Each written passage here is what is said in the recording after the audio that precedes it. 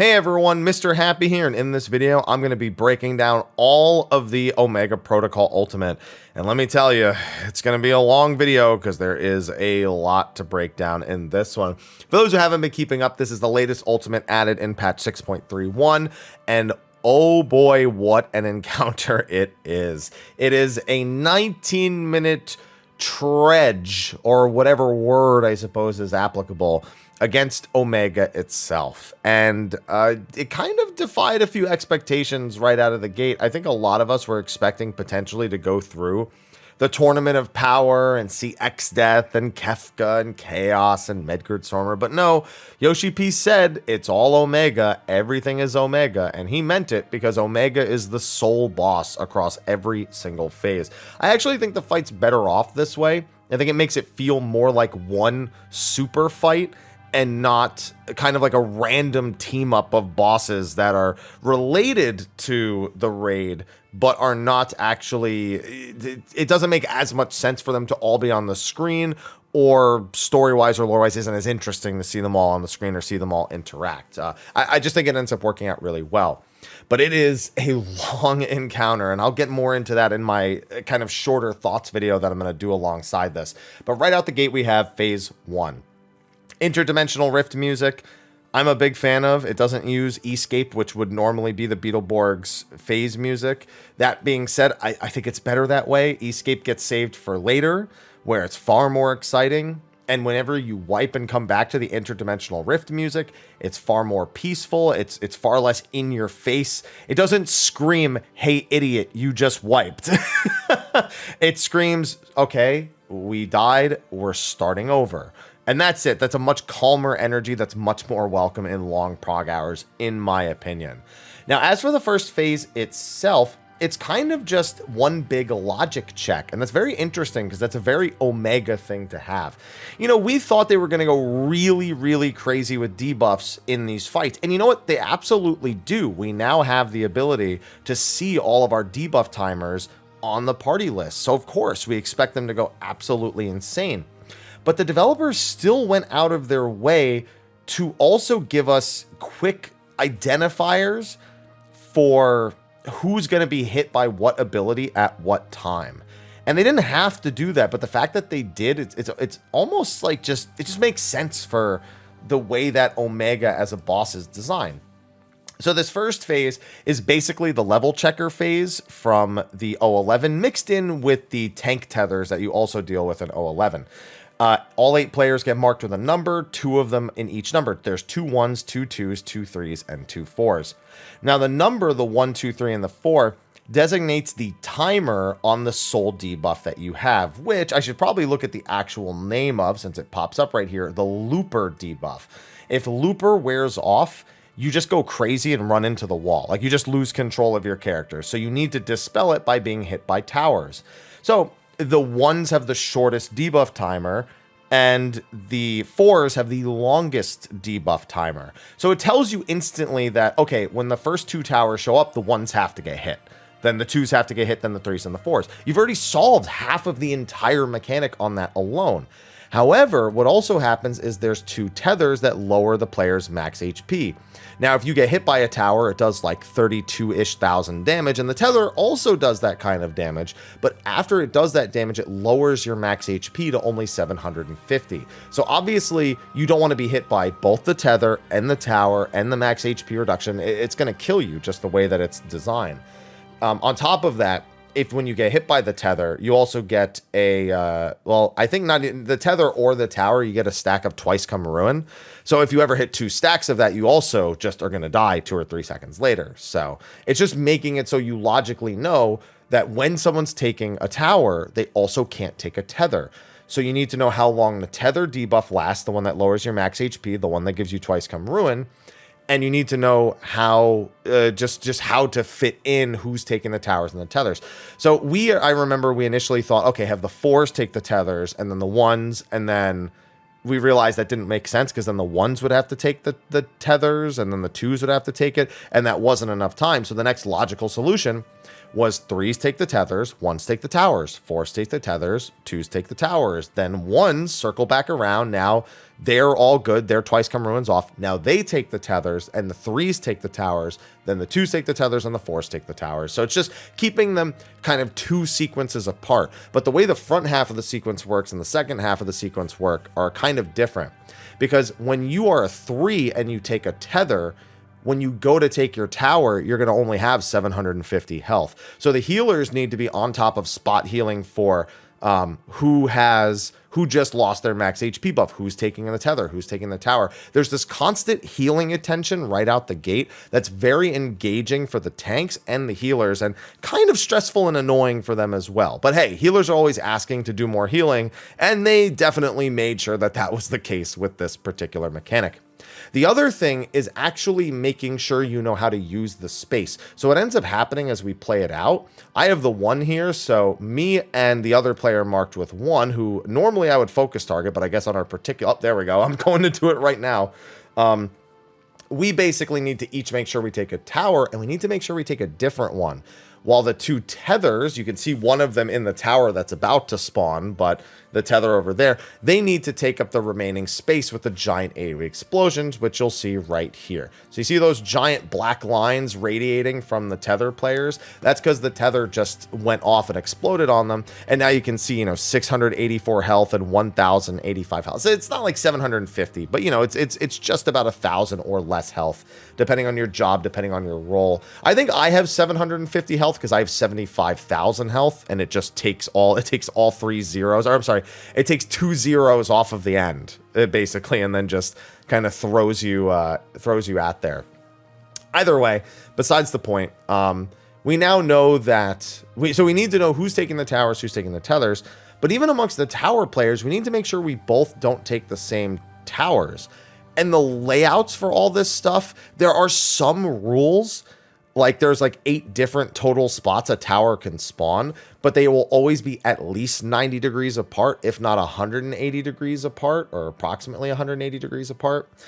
And you need to be able to communicate who's going to which tower and tether, and you don't want to just have everyone call that the whole time in comms, maybe a couple of people, but not absolutely everyone. So what we actually did is at the beginning of the mechanic, I did it a little late on our kill pull, but in general, we would find the other player on the party list who's marked with the same number. So I, as a 1, looked for the player with the 1, and I would focus target them. So what that does is you can see off on the left here, this is the other 1. They now have this focus target arrow over their head. So now I can keep track of where they are, and our general idea was to use body language to identify which tether we're going for, which tower we're going for, and the occasional call out to assist. So he's now 90 degrees separated from me. So I'm going to go just in the opposite direction. You're going to see that right here as I go the other way. I'm going to loop around to this side, and he's going to loop around to the other. So we're making sure we keep this distance apart from each other so that we know that when we need to get our tethers, we have like a rough idea. He's going to get the tether that's closer to him, and I'm going to get the tether that's closer to me. In the case of a 180 degree split, we'd both cross through the boss and go to the other side like clockwise. Essentially, it's just a whole lot of little logical rules that everyone is following to understand how they pick up the tether and which tower they're going to get. Now, in the case that we hadn't started as a 1, for example, let's say we started as a 2, I guess. So we'd be getting the second set of towers. The same idea still applies. You look for the other person, and you kind of create a little bit of a gap between you and that person. So there's a closest logical tower to go to. Now, there are some patterns that lead to a case where you might have a logical tower that's closest to you, but that's also the logical tower that's closest to them. So you kind of just like, if you're closer to the other one, you just kind of rotate over 90 degrees. But that comes with experience. That comes again with the body language. But you're going to see, so he's like 90 degrees to my right. So now it's our turn to take the tethers as the 1s. I run in from my direction, they run in from their direction, and then we just run to the safest logical kind of back point. This is like a 90 degree shift in position. So they move over 90 degrees, I move over 90 degrees. It's a lot of just understanding the space and being able to recognize how to use it very, very quickly. And because the mechanic is potentially at least a little different every single time. You can't just make like a flat rule that works and like, oh, I'll always go to this position, I'll always go to that position.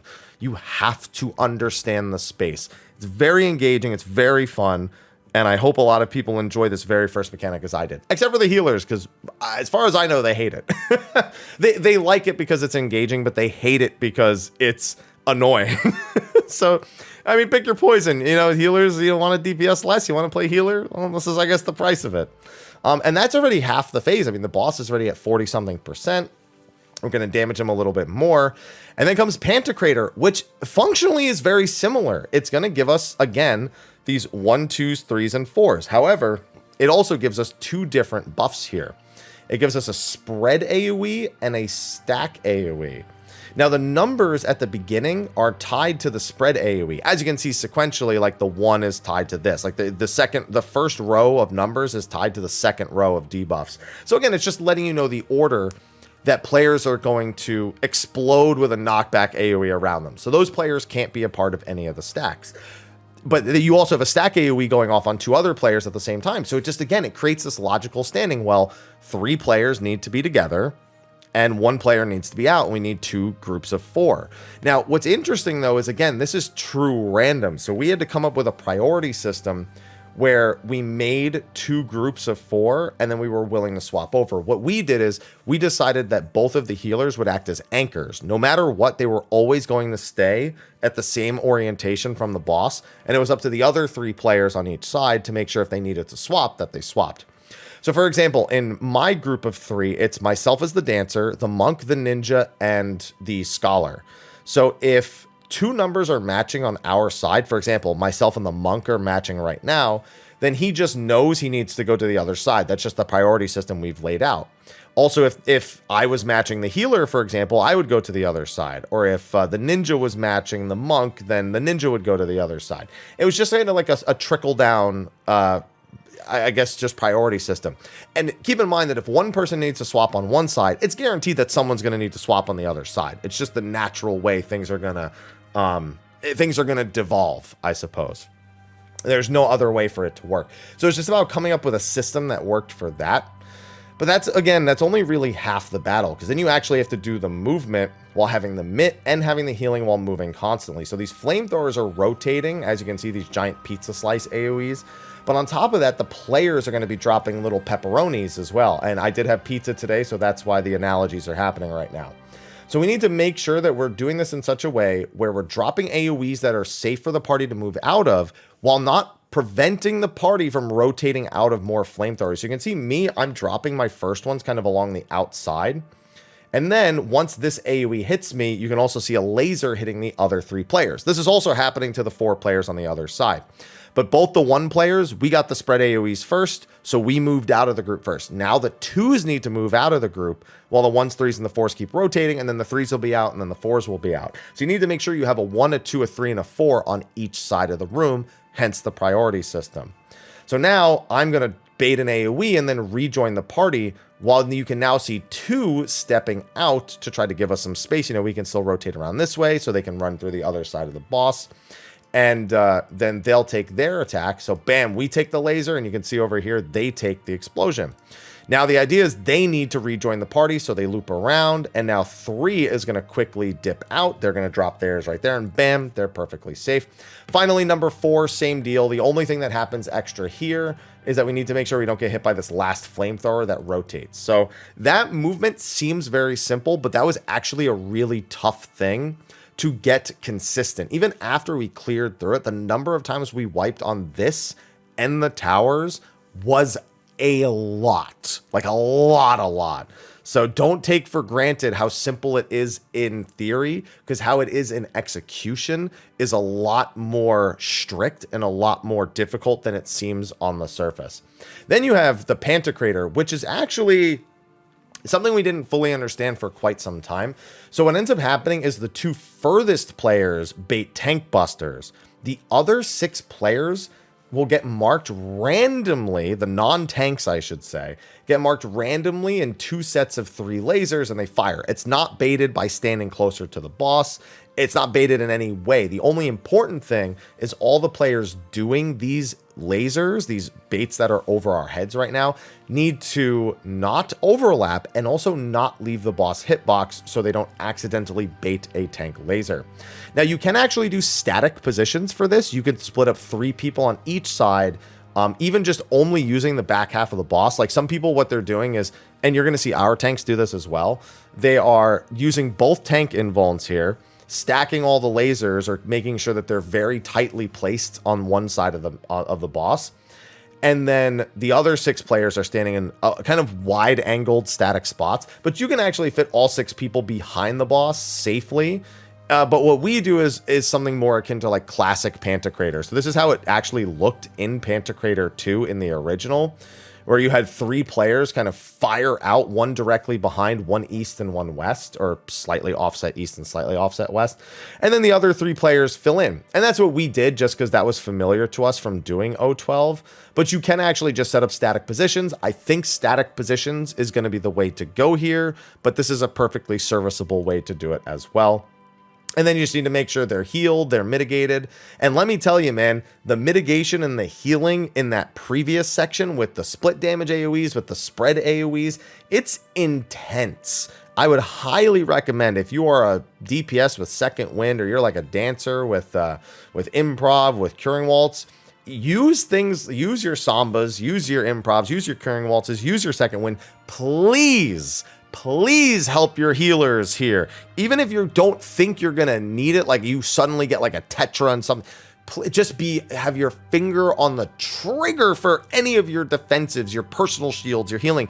They are going to be so appreciated by your healers. And if you are a tank, get ready to throw out mitigations on random people constantly throughout this fight. Yes, you will need some for yourselves. Yes, you will need some for your other tank, but you need to be ready for any and all flexibility situations. You can't say no to these kind of things when it comes to the sheer volume of attacks that every player is going to take. And that's it. You're already at the end of phase 1. We're a couple minutes into the fight. And now comes the next major topic of the encounter, the DPS checks. I've already talked about the kind of strict heal checks and mitigation checks already in the first phase. But Omega Protocol is actually marked by its on-release difficulty by the strictness of its DPS checks. You need to end phase 1 in a comfortable way that makes phase 2 comfortable. You then need to end phase 2 in a comfortable way that makes phase 3 comfortable, all the way through the 6th phase. If you fall out of funk or you fall out of whack, you're going to be in the funk, because it's awful. I'm trying to come up with a different word. It's awful trying to play catch up with the DPS check in this fight. Now, I will say this, like all ultimates, that problem will go away with time. When patch 6.4 comes out, there's going to be new raid food. There's going to be new raid pots. When 6.5 comes out, there's going to be a whole new set of gear that's item level 635 from the dungeon, which will give you 5 more item levels of health, of defense, of offense, everything. It's going to reduce this problem by a significant margin if you go out of your way to do those things. And then in future expansions, even more so. But besides the point, right now, that is the strictness. So here at the end of this phase, we need it set up in such a way so that some of our players have enough time to get all of their abilities off cooldown, and other players like myself have time to prepare for the very start of the next phase. I actually stop hitting Omega well before it's actually dead, so I can prep my technical step for the very start as soon as the next phase's boss appears. We have other players who are asking to hold for 1 second, 2 seconds to make sure that they have a cooldown available. Even our tanks are asking for this to make sure they have the right defensive cooldowns available. Our healers to make sure they have the right support skills available. So it's just, there's so many elements in play here that it's so impressive to see how on a knife's edge this is. This atomic ray cast, which is the Enrage of the phase, playing chicken with it to get it as far out as possible, but not dying. Oh boy, what a time. And yes, we did die to it a few times. So I can promise you it's not always so easy. And we had to make constant changes to how we were doing our phase 1 openers, to where we were using our pots, to how we were using our LB. There was a time when we were melee LBing the first phase, so we didn't have any concerns, but then sometimes we needed it and sometimes we didn't need it. Then we were caster LBing the start of phase 2, but sometimes we did need it and sometimes we didn't need it. So it just became this constant back and forth game of trying to figure out how, on any given pull, what we did need, what we should always do, and what we could spare if we needed to without putting ourselves at a deficit. And that's the reason why this fight feels like one constant progressive push, because that happens the entire time. You can see me, look, I've saved up 4 feathers, I've got 80 gauge, I'm prepping a tech step, I saved flourish, I saved everything, and as soon as this boss appears, bam, that health bar appears, it's go time. So now we're in phase 2, and much like in 012 on Savage, when you get to the phase with both Omega M and F, they use an ability called Firewall. What this does is it makes it so that the 4 closest players to male are the only players who can damage male. They get marked at the start. So the 4 closest players to male and the 4 closest players to female at the start of that, at the end of that cast, are the only players that can damage that respective one. So we needed to make sure that we baited 4 players on each of them. However, for the first several seconds here at the start of the phase, about 5 seconds worth of time, they are both targetable by the whole team. So at the end of that phase, we're prepping a ton of cleave. It's why you can caster LB right now to do a ton of damage to both of them. And if you time it really well, you barely even lose any GCDs as the caster. But you see me, I throw out a tech step on both of them. I throw out Devilment into a Starfall Dance, into a Fan Dance 4, into a Saber Dance. Like, I could actually squeeze a Fan Dance 3 if I triple weave right there, but I decided not to do it on this particular pull. And that is such an important small section of the fight, to get all of that cleave out in that instant, because any missed cleave is damage that needs to be made up later. So by getting the right cleave here, you just make the end of the phase way smoother, which then makes phase 3 a lot smoother. So yeah, we didn't caster LB on this one. We just decided it wasn't worth it. And then each tank also needs to get aggro. So we actually had an interesting setup, and you'll notice it if you look at our party list. So it's 4 players can target each of them. 4 players each get Firewall for F and M. We have 3 DPS on F and a tank on F, and then we have 1 tank, 1 DPS, and 2 healers on M. So this is largely because we have quite a bit of targeted damage buff. So we have Chain Stratagem, we have Mug, and then we have a bunch of other tools that, you know, are provided by the party that are general. The idea is we wanted our 3 hardest hitting DPS, which of course isn't going to be the heckin' Dancer, to be on one target while the rest of the party is on the other target. Now, we actually have our Dark Knight on M because they cleave F a ton and then just go to kind of equalizing M's health. But I guess it doesn't really matter how you do that exactly, but that is a very good thing to do to give yourself another DPS edge in this phase, is to be 3 DPS and a tank on one, and 2 healers, a DPS and a tank on the other. And hey, we're no slouches. We don't get the bosses nearly as low as the other side gets Omega F low, but at the very least, you know, we do our job. And besides, I do cleave both of them. You can even set it up in such a way that, for example, I might be targeting F, and I might be able to do the majority of my initial burst on F before I get locked into M, but I can still make sure I'm the closest one to M while I'm doing that. So there's ways to kind of finagle the angling around to get even more push, and if your team can do that and requires to do that, I definitely encourage it. But it's just that little tiny thing goes such a long way. And then there's a tank buster on each tank. You know, they just got to make sure they don't overlap those, or it's going to be a bad time. Then after a few auto attacks, you come to Party Synergy, which is going to be a downtime mechanic that honestly isn't all that complicated. It requires a lot of flexibility from the party, but it's I wouldn't say it's very difficult of a mechanic. So a bunch of players are going to get these PlayStation symbols. You can see a triangle, circle, a square, and an X. What happens is 2 people with the same shape get tethered together, And then they get a debuff that either is called remote glitch or mid glitch. If you have remote glitch, you need to be super far away from the person you're tethered to. Otherwise, you get a vulnerability up, meaning that any damage you take will be lethal. And it also means any damage your partner takes will be lethal. And since you'll both be hit by attacks at the same time, it pretty much guarantees you both die if you guys are too close. Whereas mid glitch means you need to be a certain distance away, within a certain range, basically about halfway across the arena. If you're too close, then you get a vulnerability up. If you're too far, you get a vulnerability up. So it just kind of dictates the way you need to dodge the mechanics and the phase with your partner. And we just set up kind of like a big priority system here. We set so that there's strict spots for triangle, square, circle, and X to all stand. And we also do this split up of 2 lineups of 4 people each.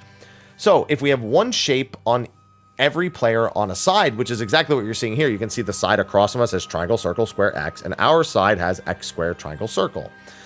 That's great. That just means that, you know, we can go to a set position on each side of the room. There's a left side of the room and a right side of the room relative to a giant eyeball that you're going to see in a second. So, you know, we send one group to the left, one to the right of it.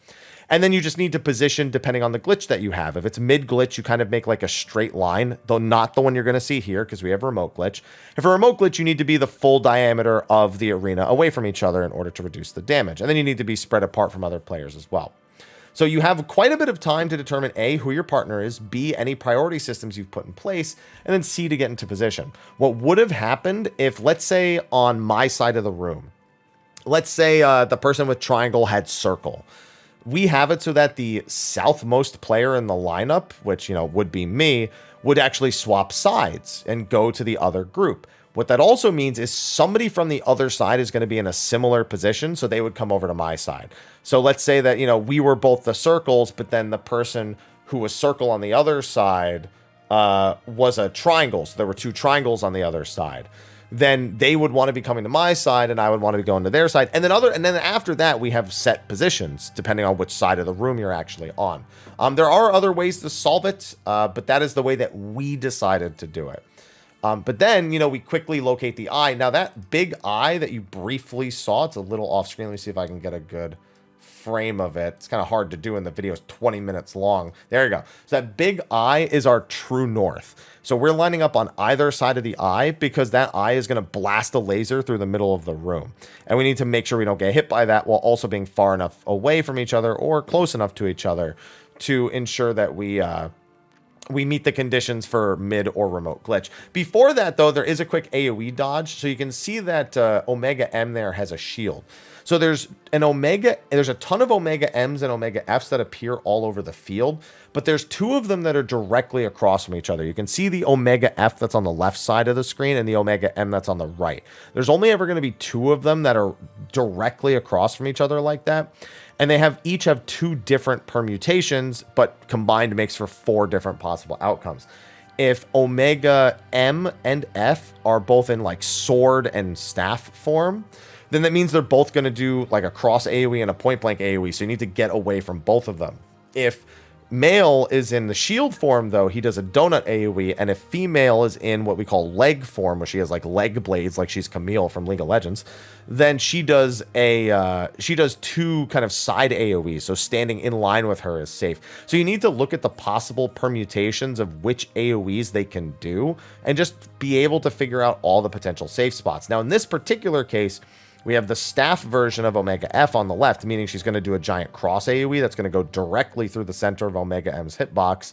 And Omega M is doing a shield, which means we need to be inside his donut AoE. So we would call this like male cross would be the call out, because she's going to do the cross AoE that goes through the middle like that, but he still has a donut, so we got to be close. So we figured out that he, you know, with his positioning, he's usually perfectly between 2 markers here or perfectly on a marker. So we know to stand about a marker and a half distance from him on either side in order to achieve this. So that makes it really, really simple. This whole time we need to be remembering our shape, identifying where our spot is, and then quickly getting to it after the fact. We had remote glitch and we had a perfect split. So you can see right here, I get all the way to this side of the room, and it's kind of hard to see. You get a better idea of it right here. But as you can see, we all went to the complete opposite side of the room. We actually had macros that we would hit and post in party chat, depending on whether it was close or far, to remind people of the setup. So like, for example, if it was far glitch, then we would press a chat macro that would say like left side triangle circle square X, right side X square circle triangle, because that would be your positions relative to that true north eye. And then if it was mid glitch, it would just be triangle circle square X, triangle circle square X, you know, lined up on both sides. So again, really just about flexibility, but very set and specific rules. There are, again, some changes that you can make that can make it a little bit less of a, not a little bit less of a guessing game. You still need to know any 8 potential positions you could go to. But you can make the layouts for both mid and far more similar, I suppose is the way to put it. It's like semi-static positions, but you still need to know quite a few different layouts. So it doesn't quite feel static, but I'm curious to see if that's going to be the popular way of doing it, or if people are going to just do something closer to what I just described with the chat macros and stuff, because that definitely comes in handy. Now, we've already swapped sides for this. We made sure to spread, because as you saw, there was a spread AoE as well. We're making sure that we don't have vulnerability up and that we're properly spread for that AoE. But now there's 2 split damage AoEs, and more importantly, they're on the same side of the room. So this is another thing that we did, that we set up a priority system for, where we did the southmost person in a lineup would be swapping sides here. So a great example. So that's the triangle player on the right side of the room who's kind of jumping over there. They're the southmost player relative to the eye. So they have to make the call, okay, triangle swap. So now our triangle player that has no split damage mark is going to that side, so it's a 4-4 split, and that person with the split damage marker is coming to our side of the room. So now we're an even 4-4 split. We only have 1 stack in each party, and now we're going to have to do a knockback plus split damage AoE. So what ends up happening here is there's 1 female Omega in the center and then 5 male Omegas, making just another bunch of dangerous spaces everywhere else. The idea is to specifically find, and I wish it had paused there when I pressed it the first time, to specifically find the part where there's 3 Omegas lined up. This means that there is a spot opposite of the middle Omega that is safe, and there is a spot to the east and west. So you can see the 2 number markers, I believe they are, over to, it looks like it's 2, and then I think it's 4 over to the left of us. And we use that as our true north. So once again, we have those left and right groups. We use that middle Omega as a true north, the middle male one, and we split up on either side, make sure we get knocked back, and then we fulfill our glitch. If it is a far glitch, both stacks need to get knocked to opposite sides of the room. If it's the mid glitch, then you need to get knocked 90 degrees apart. So you see how we're split here perfectly across because of the remote glitch? So they're going to go this way, and we're going to go this way. If they were the mid glitch, they'd actually need to be here. There's a safe spot down this way as well, and if it was mid glitch, they need to get knocked that way, so we're only 90 degrees apart. Even then, after the knockback with mid glitch, we'd actually stand kind of on the inner corner, or in the case of, you know, a potential use of the letter markers here, just on the outer edge of these markers here, and that's kind of our safe distance. But for this one in particular, you're going to see us go all the way to the wall. So we go all the way out here. All of our vulnerability ups go away. Those AoEs flash. We get hit by the split damage AoEs, and then bam, we're good to go. Now, we still have firewall, so we need to get back to the correct target, but we're going to lose that firewall buff pretty soon. So at this point, you can start thinking about, cleaving the bosses again, hitting, AoEing them to make sure you deal damage to both of them. And that's why I've got all these resources saved up. You can see as Dancer, I've got Fan Dance 4, Fan Dance 3, 2 Saber Dances, a bunch of feathers, and I'm going to get maybe 5 or 6 of those attacks off. But at this point, I'm already so committed to doing it that, I just leave all the resources at full. It's better to be overcapped on resources when you're ahead of the check than to be undercapped and on pace, because then it makes the following phases a lot more annoying. So as soon as Limitless Synergy's cast finishes, you can see I've got a standard step prepped. You're going to see, bam, all of the firewalls are gone. So now I can hit my abilities, and I can just cleave like crazy for a short period of time. Bam, bam, look at that. And everyone in the party is doing that again to maximize on the cleave. They may not be doing it as specifically as I need to do it on Dancer, but they're all doing something similar to make sure they hit both of them. What happens just a few GCDs in, though, is the male is going to stand guard for the female while she goes to cast the Enrage, a laser shower. And so now everyone needs to focus on male, and then after you kill male, you move on to female, and that's the end of the phase. But there are two other mechanics that happen along the way. First of all, these two tethers, these are actually tank busters. They're blade dances that do giant conal AoEs in the direction of the tether. So the tanks need to first stack with the party as soon as the phase begins, and then grab these tethers, and we had them just always aim clockwise. You know, it's just a nice, consistent way of doing it, although I'm willing to bet that depending on the other mechanic here, you could probably make for bigger safe spots if they were flexible between clockwise and counterclockwise. So at the same time, there's also an Omega doing a Bard LB. And basically, as soon as the phase begins, it locks in the angle of the Bard LB baited on a random player. So what we do is we have the whole party stack in a set position. We specifically chose the north side of the room because the blade dance AoEs always come from either northwest and southeast or northeast and southwest. So we figured let's just try to be between those two cardinal directions on one side of the room instead of in line with them, you know, which we thought would make for smaller safe spots. And most of the time we were right. But then we basically have to understand the angle that comes from this Bard LB. That can come from any direction. There's like 36 potential spots that Bard LB can come from.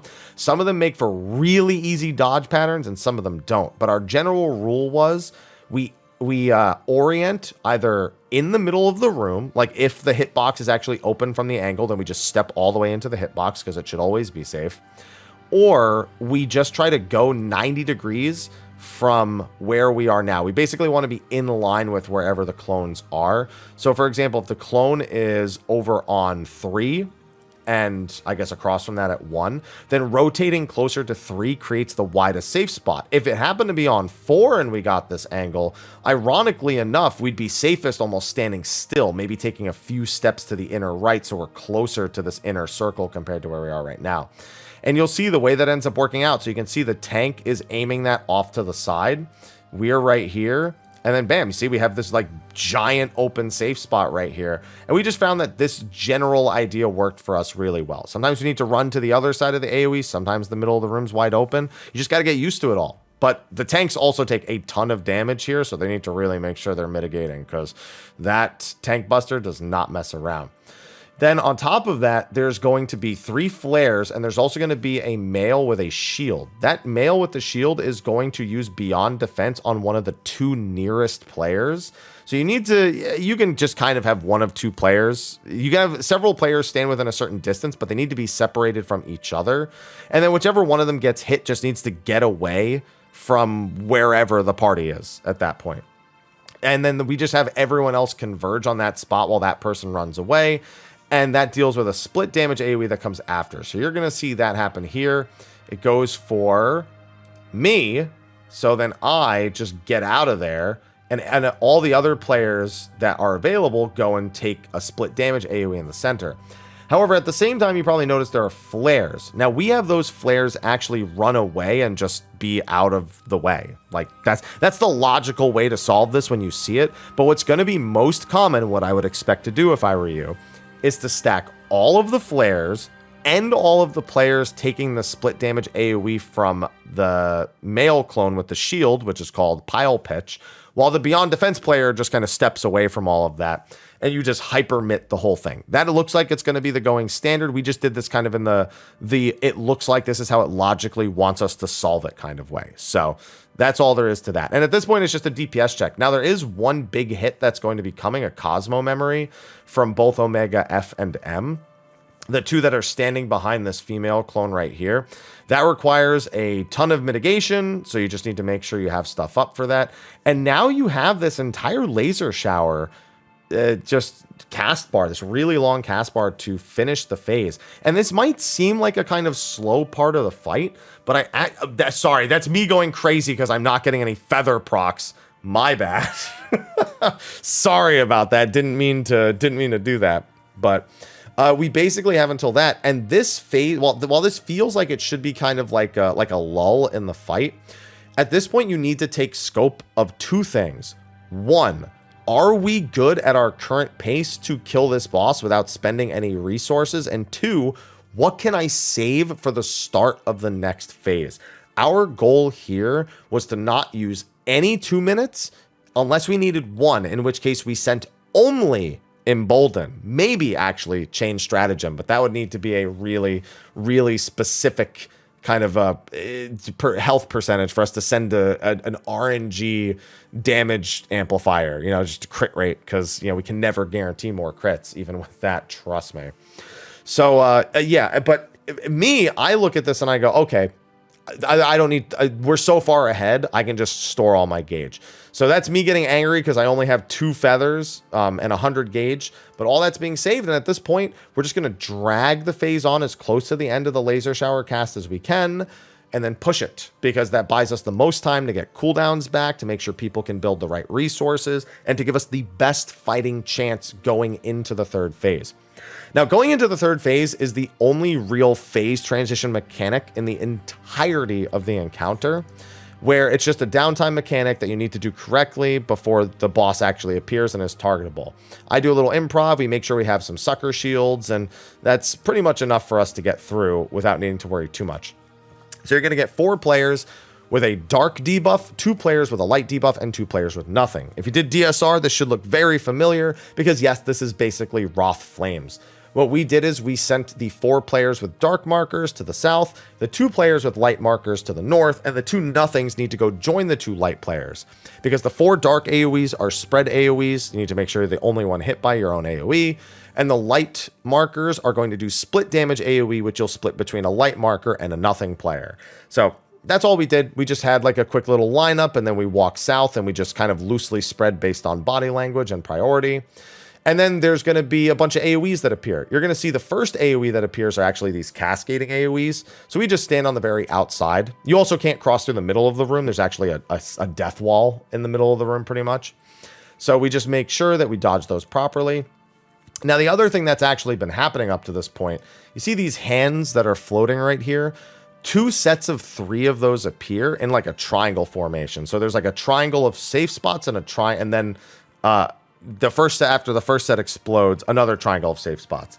So we basically identify where the first safe spots are. We stay on the outer ring, and after the first AoE disappears, we step into the new safe spot while also dodging the rings in the middle of the room. So it's basically moving from the outside first safe spot to the inside on the second safe spot. But you also need to make sure you're a far enough distance away from the other player in that same area doing the same thing. And if you're with the light partner, you need to make sure that both players do the same movement. But there's really only so many safe spots you could do. There was one other strategy we used. In fact, sometimes our white mage actually does the other strategy when he has the dark marker, because he gets to the center of the room a little faster. But other than that, yeah, it's just about baiting a bunch of AoEs and making sure that nobody gets hit unnecessarily while having just a shield, pretty much. You know, I have my improv shield there, which would probably be enough. But yeah, a sucker also is good enough. All right, and after a quick sip of water, I'm ready to move on to talking about Phase 3. Now, Phase 3 is really just one giant mechanic. There technically is a second mechanic at the end, but it's a very short one compared to the main thing. So funny story, at the start of this phase for the first week of Prague, what it would do is it would sometimes just randomly auto attack as soon as the boss became targetable, and it would just have a random player picked at max aggro. Like, you couldn't like manipulate it in any reasonable way. No matter how hard you tried, there was just a chance that someone was gonna die. It was the most toxic thing I've ever seen in an ultimate, and I've seen some things in an ultimate, but who'd have thought an auto attack on phase transition was going to be the thing that was what we found was the most ridiculous and annoying thing. We started coming up with strats. We would cover one person, Benny another person, shield another person from the previous mechanic. We would spend this and that and whatever, and the tanks would also just use their fastest GCD to try to get aggro before the auto. And you know what? We didn't die to autos when we did that. And then they bug fixed it. They took out the auto attack entirely. There's no auto attack before this Hello World cast at all now. And thank goodness for that, because that was a toxic auto attack. It's just so annoying to be progging on this phase and to just lose a DPS right out of the gate, or a healer right out of the gate, because right after that auto is this Hello World cast. And it just sets you so far behind for the entirety of the phase. So thank goodness that's not a thing anymore.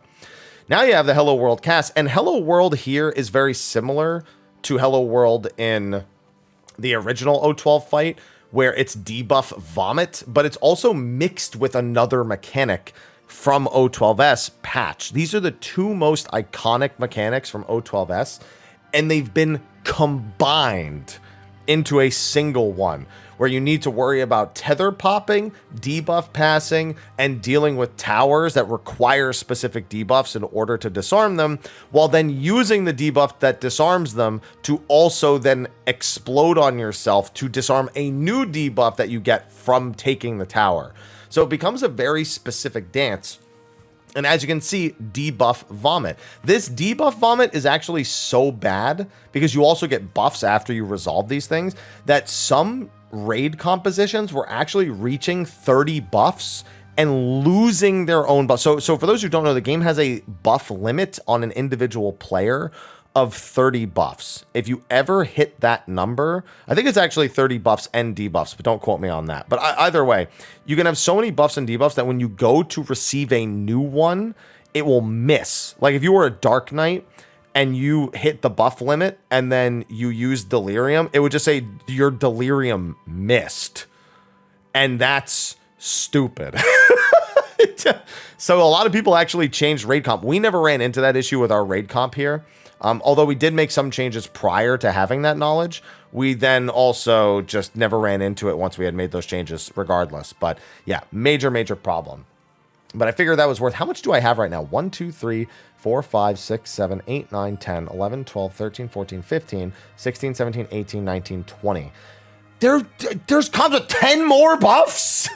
I mean, I guess I can understand, especially because there's also jobs with a lot of personal buffs that they can manage, like procs and stuff. So yeah, no, I get it. But goodness, that's a lot more buffs either way.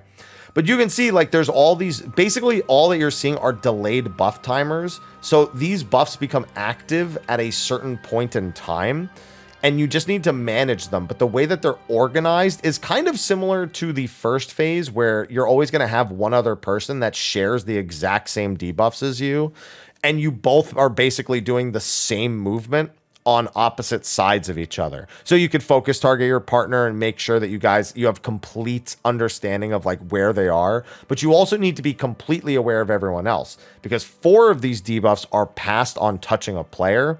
And if you do a pass at the wrong time, you're dead. Like, that's it. The phase just becomes unsolvable. If you do it too late, you're dead. You do it too early, you're dead. You're dead. But there's also tether breaks. There's tethers that break from being, close enough, tethers that break from too far, and you just need to manage all of these elements. But fortunately, again, the logical way of solving it is very direct. You have a one set of a tower of, I guess, see how I have this marker around me? You have one set of blue marked players and one set of red marked players. And they will always have either a giant AoE explosion that gives other people a debuff called Defamation, which will then make them explode, so it's a cascading effect. Or you'll have a shared sentence, which does the same thing. When you hit a partner with it, they then become, they'll then explode themselves, 20 or so seconds later. But you can spend all this time passing these debuffs between everyone to make everyone immune. As soon as you've resolved one of these buffs, you become immune to that buff for the remainder of the phase, unless you get hit by specifically Defamation an extra time. So you basically just want everyone to touch every mechanic a single time. So what we did is the players with the red the players with one of the 2 color markers, red or blue. You can see me standing in a red tower. There's also 2 people standing in the blue tower over there. We have to identify which of the 2 debuffs they have. So in this case, the blue tower players have a debuff called Defamation. It's a giant explosion. And again, when it hits someone, it inflicts itself as a debuff on them, and then they'll explode sometime later.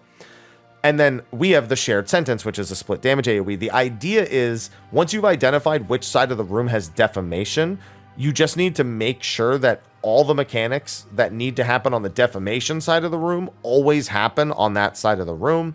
And all the mechanics that happen on the shared sentence side of the room happen over there. But these puddles can spawn in, I guess, not any orientation. Like, they're always going to be next to each other, like you see here.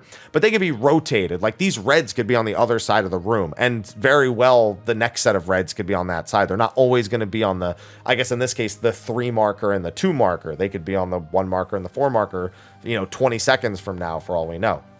And it's just about carefully rotating around the room as the players with these debuffs on you, while the players with the tethers seek to just kind of help you fulfill the conditions that you need to. So you're going to see here we have the blue tether player. This is the tether that will break when these players become too far apart. They make sure to eat the shared sentence, the split damage AoE that we as the red tower player have. And so you'll see right here, it's going to go off on the latent effect pass. And you can also see the giant explosion. See that big black line that's kind of like cutting through some of my tower? That's defamation coming from the other half of the room. But we have the green tethered players being hit by the defamation because, like I said, you need every player to touch every mechanic. You can't just avoid those defamations because that will come back to bite you later. So the blue tethered players are dealing with the shared sentences and the green tethered players are dealing with the defamations. And then we also need to make sure to give those same players the debuff that we were afraid of spreading earlier. Because again, they still need to touch every mechanic. And in order for this to work properly, we need someone with this color debuff to disarm the towers. If you have someone without a red debuff in a red tower, the tower just explodes. And if you have nobody in it, it explodes. But the tower itself also gives you a little debuff. This one right here, this latent effect debuff. If that's not dispelled by the explosion, it just explodes and wipes the whole group. So after we pass to them, they break their tether. We have the blue tether break first.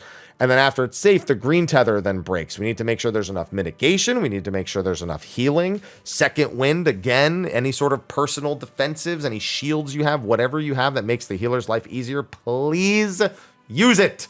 For healer's sake, please use it. All I'm asking.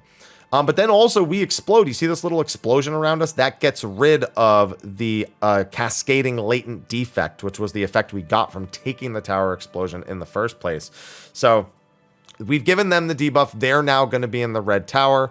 On the defamation side of the room, the people who exploded have now given defamation to the green players who had just had the green tether, and now also need to give them the blue virus that they need to do the tower. And then you just do that 4 times. Like so now you're going to see me do the same thing as I described the blue side of the room is doing. We've decided, oh, the blue side is doing defamation every time. So as the green tether, I know I need to be on that side of the room. So now you'll see me take the explosion. This is me stepping into the tower afterwards. Don't worry about this. I've waited till it exploded. I didn't go too early. So now I have defamation, which is this red circle, and I'm being given this blue debuff right here, which is going to be the explosion that I need to do later. I'm then responsible for snapping my tether by getting close to my partner. The other group of people explode, and now I'm the blue player with the death. So you basically do every mechanic a single time. Every player does every one. It's just about quickly moving around. You see how we're like frantically moving, but trying not to be too late, but trying not to be too early. Now I'm giving them the defamation, then I'm giving them this. And you can see where it starts getting crazy is like now I have 6 buffs and debuffs. You know, I've got immunities to some of these things because once you've done a mechanic, you become immune to it, except in the case where if you're immune to defamation and you get hit by it again, then you are no longer immune to it, which becomes a big problem at the end of the phase. And now that everyone's pretty much immune to everything, there's only 2 players that aren't defamation immune at this point. We need to have, excuse me, all 6 players that already have defamation immunity to avoid the last defamation because we don't want it to hit anyone else at this point. But then, you know, we just need everyone else on the other side of the room. So we break the green tethers immediately. I'm sorry, we break the green tethers immediately. I was right the first time. We split the shared sentences, and then all of the players with the remaining blue and red debuffs are going to explode. So we've solved all the tethers. Everyone's immune to everything. And that's all there is to it. There's nothing else. Now, the main reason why you need everyone immune to defamation in particular, and why you don't want any of those extra defamation hits to happen, is because this ability, Critical Error, not only does a ton of raid damage, but if you do not have defamation immunity here, you actually get a defamation, which makes the phase unsolvable for the remainder of it. So it's basically a guaranteed wipe at that point. So very important, there's no extra defamation hits among all of those things, but if you do the dance properly, there shouldn't be. That's pretty much the entire phase, but there is one more mechanic, and it's very important you understand how this mechanic works. So in O12S, Final Omega has something called, as you'll see here, Oversampled Wave Cannon, where he points a bunch of monitors at a side of the room and then hits 2 random players on that side of the room with an oversampled wave cannon. Now in O12S, it was a tank buster. Here, it is not a tank buster. It is just hitting 2 players with an AoE called Oversampled Wave Cannon. It gives magic vulnerability up so you can't get hit by 2 at once, and it gives twice come ruin, so even if you did somehow survive the magic vuln, you would still die to the doom right afterwards. So very important that that doesn't happen. But what also happens is 3 players get marked for Oversampled Wave Cannon. And it's basically the exact same mechanic coming from 3 different players. So I have this monitor, and I'll let it play so you can see. I have this monitor to the right of me. So on the right side of my player, the direction I'm facing, 2 players on that side of me will also be hit by an Oversampled Wave Cannon. So in total, there's 1 Oversampled Wave Cannon from the boss hitting 2 people, and 3 from the players hitting 2 people each. Obviously, that means every player needs to be hit by only a single wave cannon. We had this kind of box strat where we stuck 2 of the monitor players on the side of the room that the boss is on, and they're basically aiming their monitors directly north and directly south, and then we have 2 players directly north and directly south.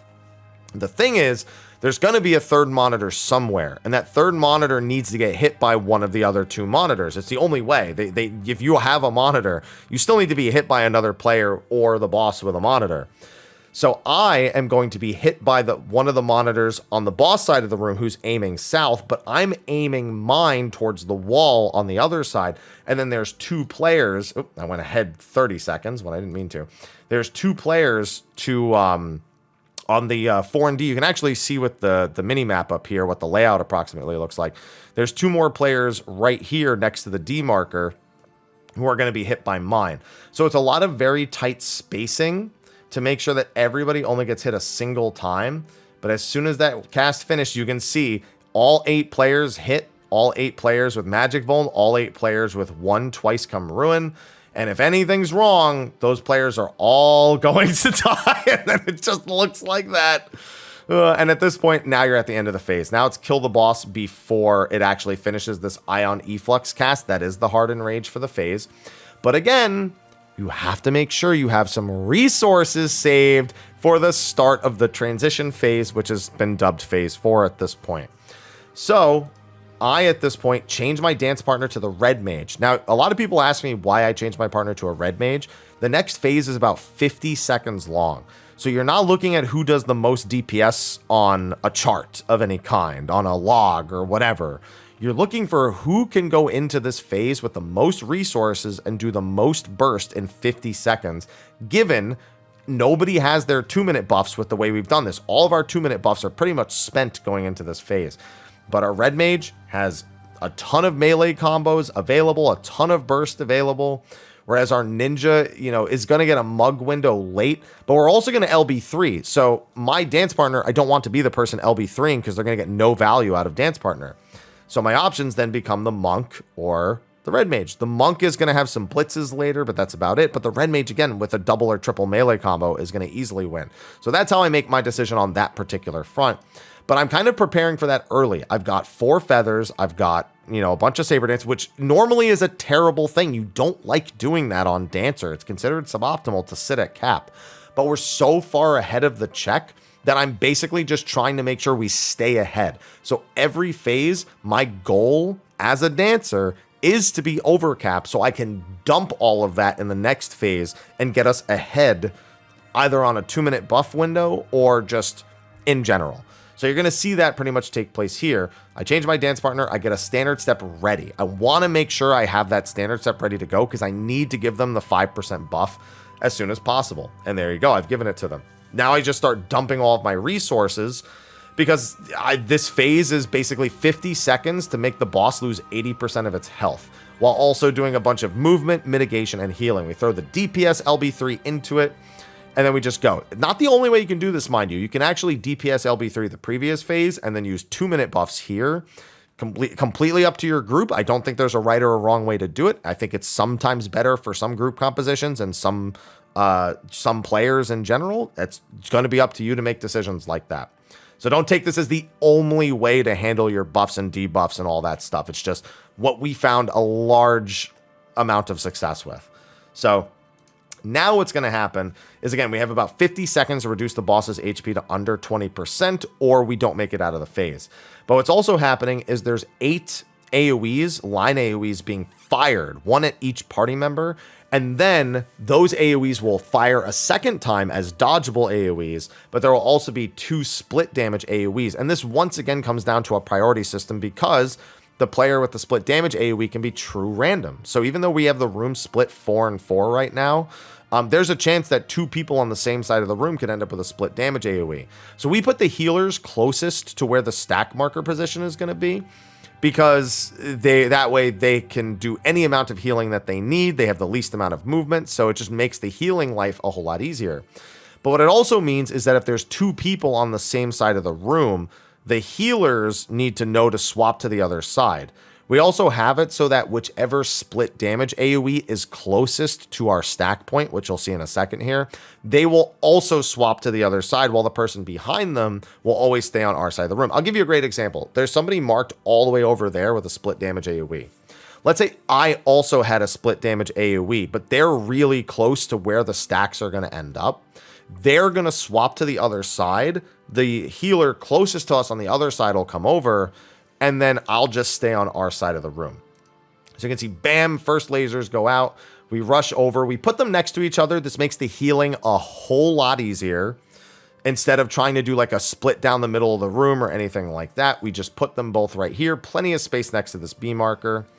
And then, bam, lasers go out. We instantly go out again because another set is coming out. But on top of that, Omega's also doing the rings from the center of the room, the same rings that he did on the phase transition, except the middle of the room doesn't have a giant death wall anymore. So as soon as the second lasers go out, the middle ring also pulses, so everyone has to step in while they are going to the spot to actually settle the mechanic. So you can see they actually had a swap happen there. Our healer went over to their side, and one of their members came over to ours, and then bam! And then there's one more set of these, and there is also another set of rings from the middle of the room, which you'll see. There's already the AoE in the center that's going to cascade out. And mitigation and healing. Okay, so actually that was another good example. So that was an example of 2 people on our side of the room having it. So you can see I have it, and the melee has it. So they're closer, even though I can just on-avant over, and I do, and it's kind of scary because you can see that this could cause some visual clarity issues. They know role-wise their job is to go over to the other side, as you saw right there. So perfect example. And then one last split, but then that ring is coming, so you got to wait. Don't go in too early, and then as soon as that goes, then we all move in, and we finish the phase. Again, this needs to be under 20%.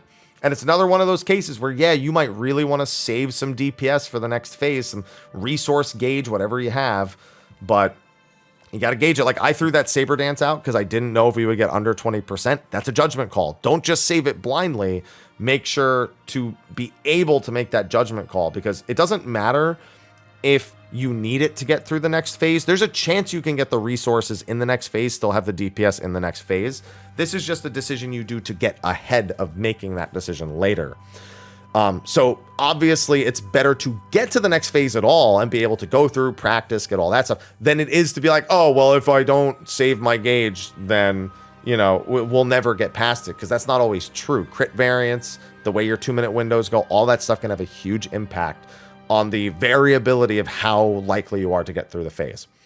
Now, I also need to give my dance partner back to the ninja. So as a dancer, just a quick little thing, I throw my dance partner over, I instantly start standard stepping, and now we get into the meat. All three of those phases were teaching phases up to this point.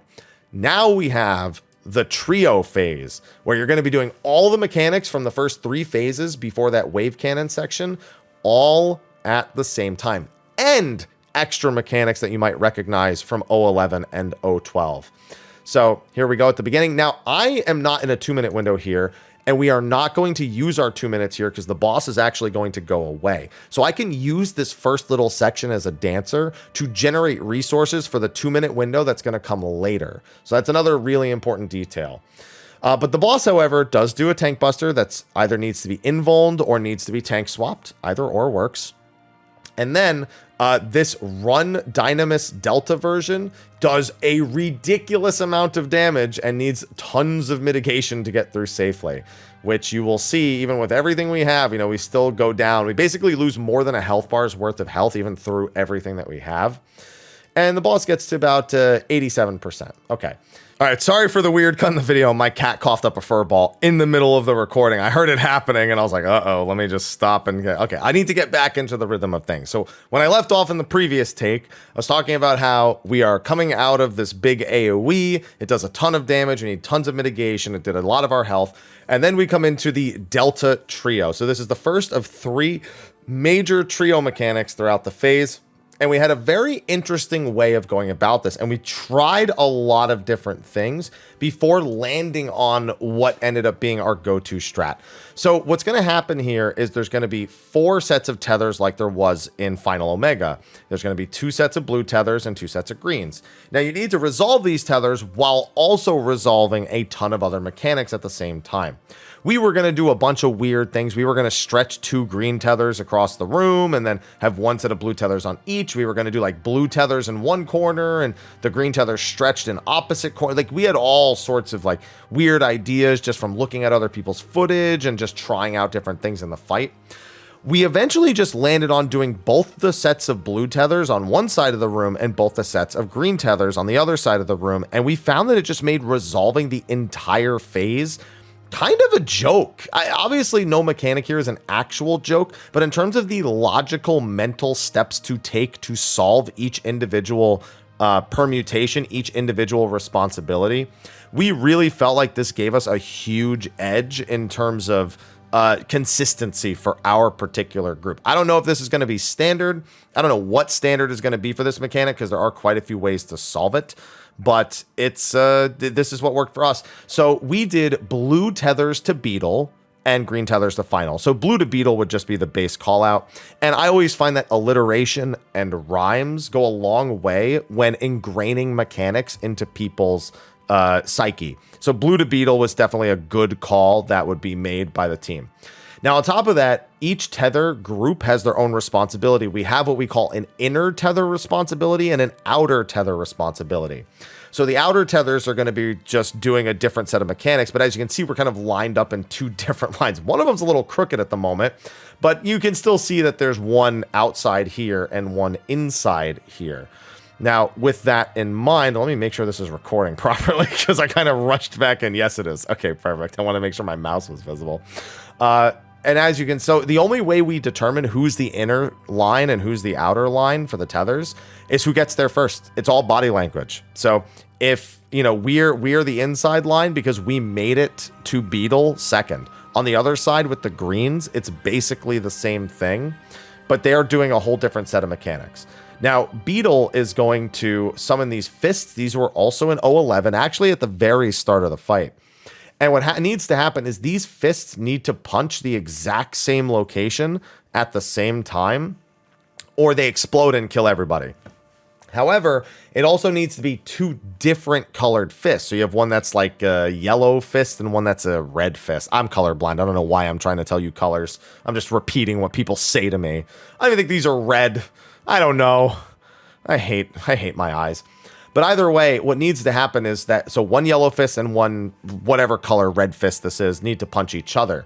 So when we line up, the hope is that, you know, I'm the one closest to the person behind me and we have different colored fists. However, if we notice that we both have the same color fist, myself and JS right here, then what would happen is I would switch to the other side, and that person would switch with me. That way our individual fists would actually go towards them. Would match the opposite color. Would fulfill the correct conditions is what I'm trying to say. Sorry, it's already been such a long video.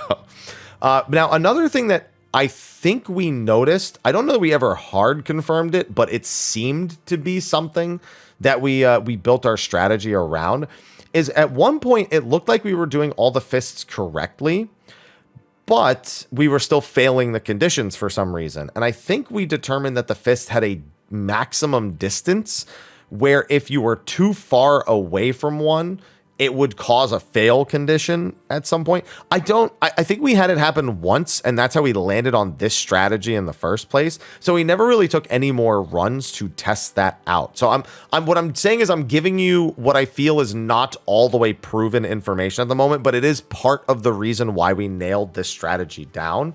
But it also makes for very little movement. The idea was that it encouraged us to make strategies that had very low amounts of movement.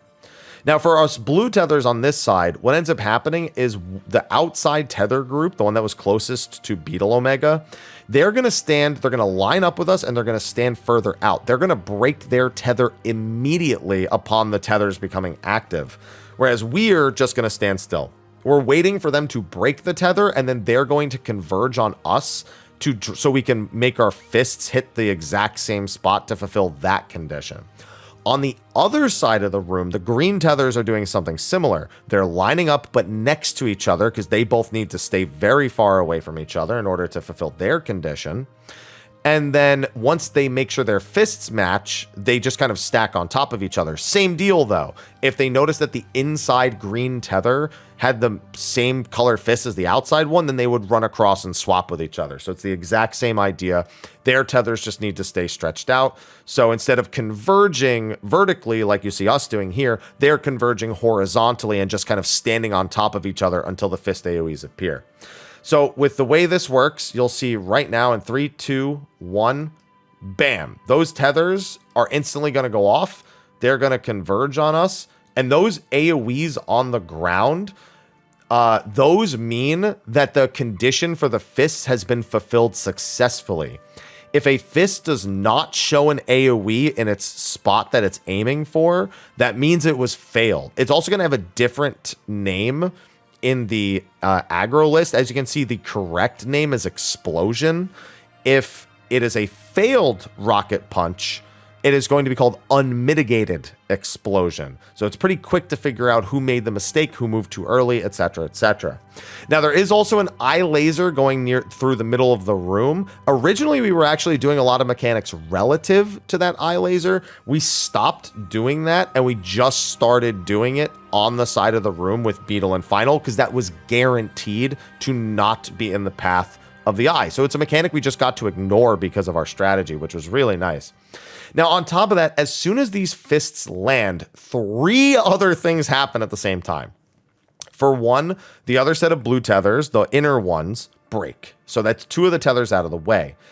A player gets marked with a monitor from the end of Final Omega. As you can see, I have the monitor at the moment. Final Omega is doing a monitor. And on top of that, there's these rotating fists along the outside of the room. Now, those rotating fists can actually be baited by the player nearest to them. So what we did was, based on our tether position, we spread to 4 different sets of locations at this time. The outside blue tethers, the ones that broke first and converged, they go to the fists along the wall closest to the Beetle. There's going to be 2 fists, and you can kind of briefly see them. If I go back a little bit, if I go back just a little further, you can see them appear right now. So you see these fists right here that have just appeared. There's one right behind my minimap as well. These outer players are going to, after they bait the fists under us, they just go out to these. So they're going to go here, and the one over here is going to go over here. On the other side of the room, for the green tethers, the outer green tether, one that would be stretched like right here, they're going to go to this and bait that. while the ones closer to the center of the room, I'm going to show you in a second, they go and they bait the ones that are on the direct cardinals. So you can see there's one all the way to my right that the laser just fired through. And you can see that green tether just zipped over to it. On the other side of the room, it's the same deal. This green tether is baiting the same fist, but on that side of the room. And they're just looking at the rotation and making sure they aim the rotation away from the middle of the room, because it becomes undoable if any of those fire through the middle of the room. Now, that's not the only thing that's actually happened here. For one, these green tethers that are doing the ones close to the wall over here, oops, almost dragged it off. They need to be very careful. If they get too close to each other, they're going to explode, and you're doomed if that happens. You might be able to squeeze it out timing-wise between everything else that's happening, but I wouldn't want to take the risk. So they need to make sure they're very careful, because there is a chance that both of the fists that they are baiting are actually aiming towards each other. So they got to really hug their fists to aim it towards the outside without moving closer to the actual final Omega model. Now, like I said, as we are moving out, as we're dodging our fist, we break the second set of blue tethers. But there's another thing happening here. The shield male Omega is casting Beyond Defense. And like I said earlier, he will target one of the two closest players with Beyond Defense. So that is the player that cannot be in the pile pitch. So both of the inside blue tether players become potential targets for him. They move into the center while the two outer blues bait these AoEs, which you can already see they've done. You can see the lines on the ground.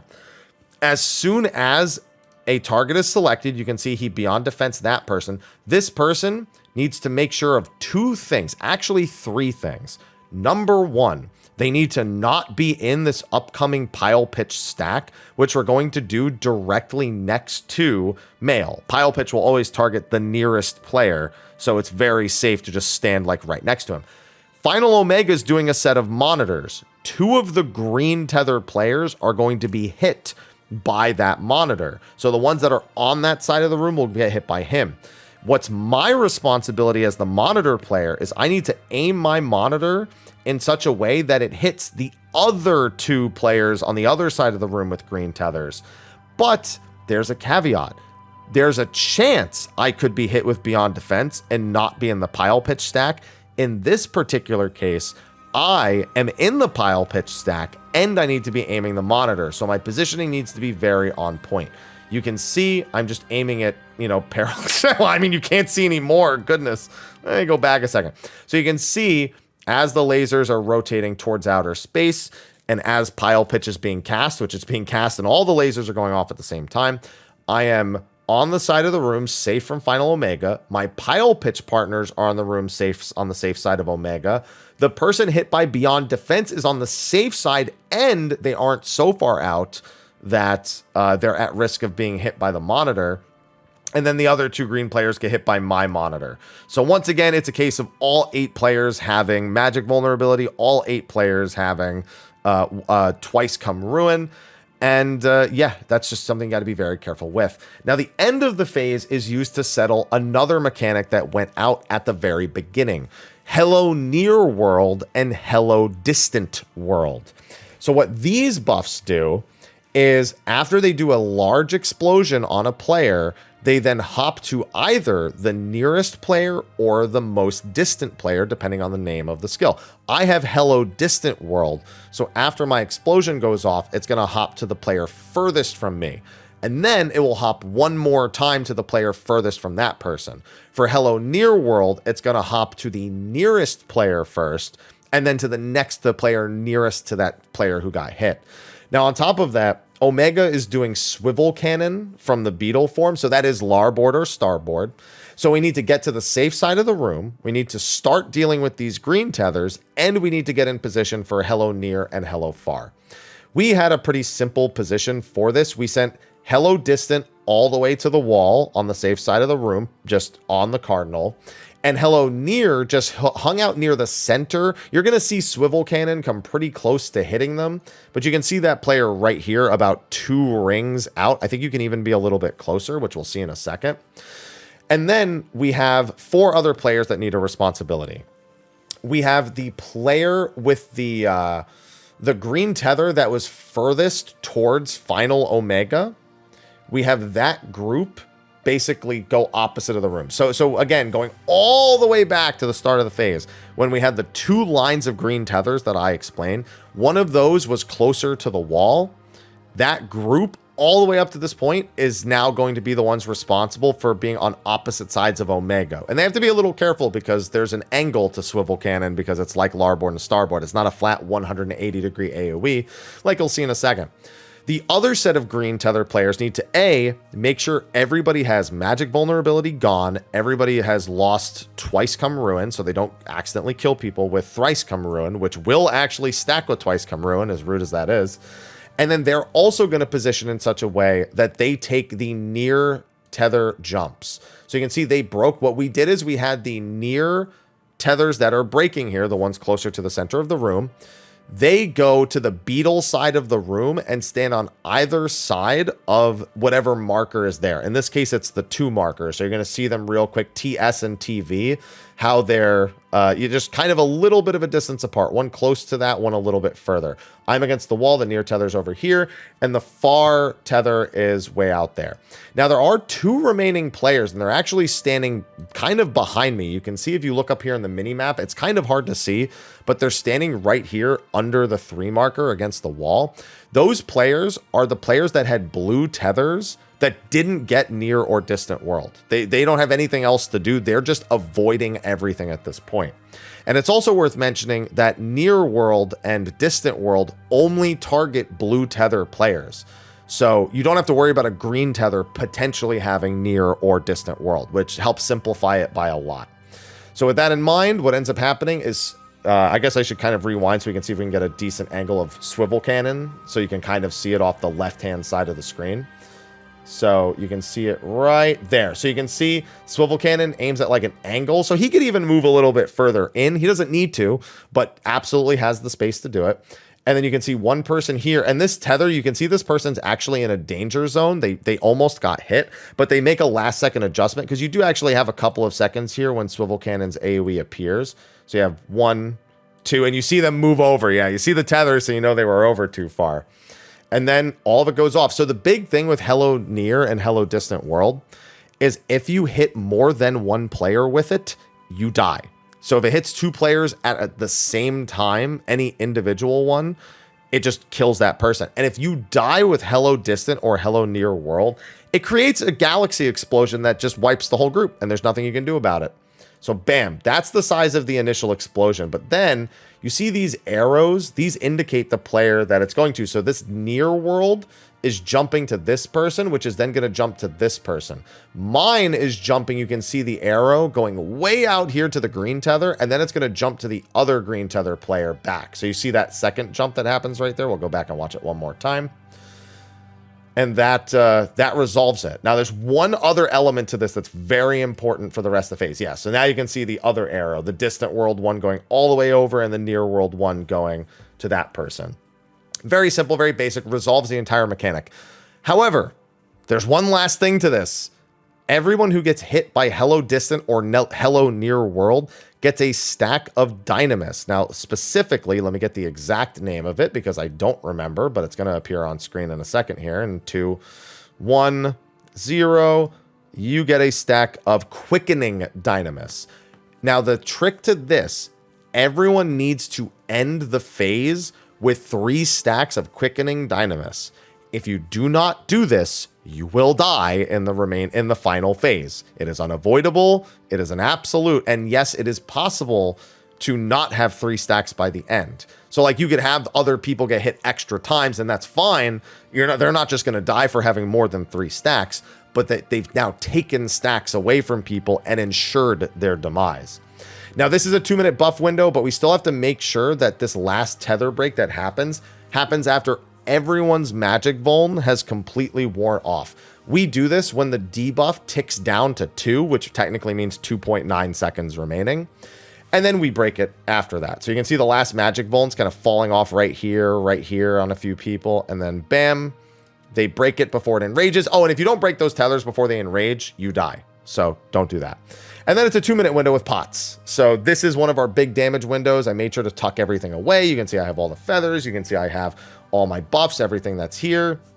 Just trying to optimize on this little burst window. Look at all the feathers. But there's going to be another runtime Dynamis. There's another tank buster happening here that gets tank swapped. You can see just bam, bam, just all the damage. All the damage is by far one of the most important parts of the fight because it's completely uninterrupted for most people. And then we move on to runtime Dynamis Sigma. Again, big mitt needs to happen here. All of them hit insanely hard. But now is where things start getting even more interesting. So we need to make sure the phase ends in such a way that everybody has 3 stacks of Dynamis. That means that that person with Hello Distant World, JS right there, and the person with Hello Near World, the Red Mage, they need to make sure that they are aware of the fact they are guaranteed to be gaining a stack here, because that's going to heavily alter the third trio.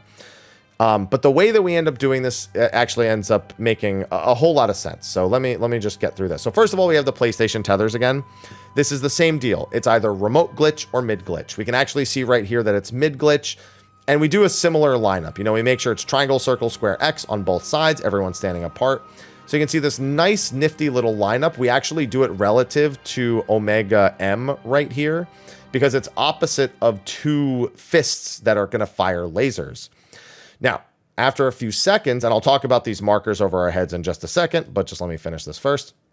A bunch of people get marked for these. These are going to be lasers that come from Final Omega in the center of the room. These are all giant conal AoEs, so all these players need to be spread out, and they also need to make sure that they're fulfilling the mid or remote glitch debuff.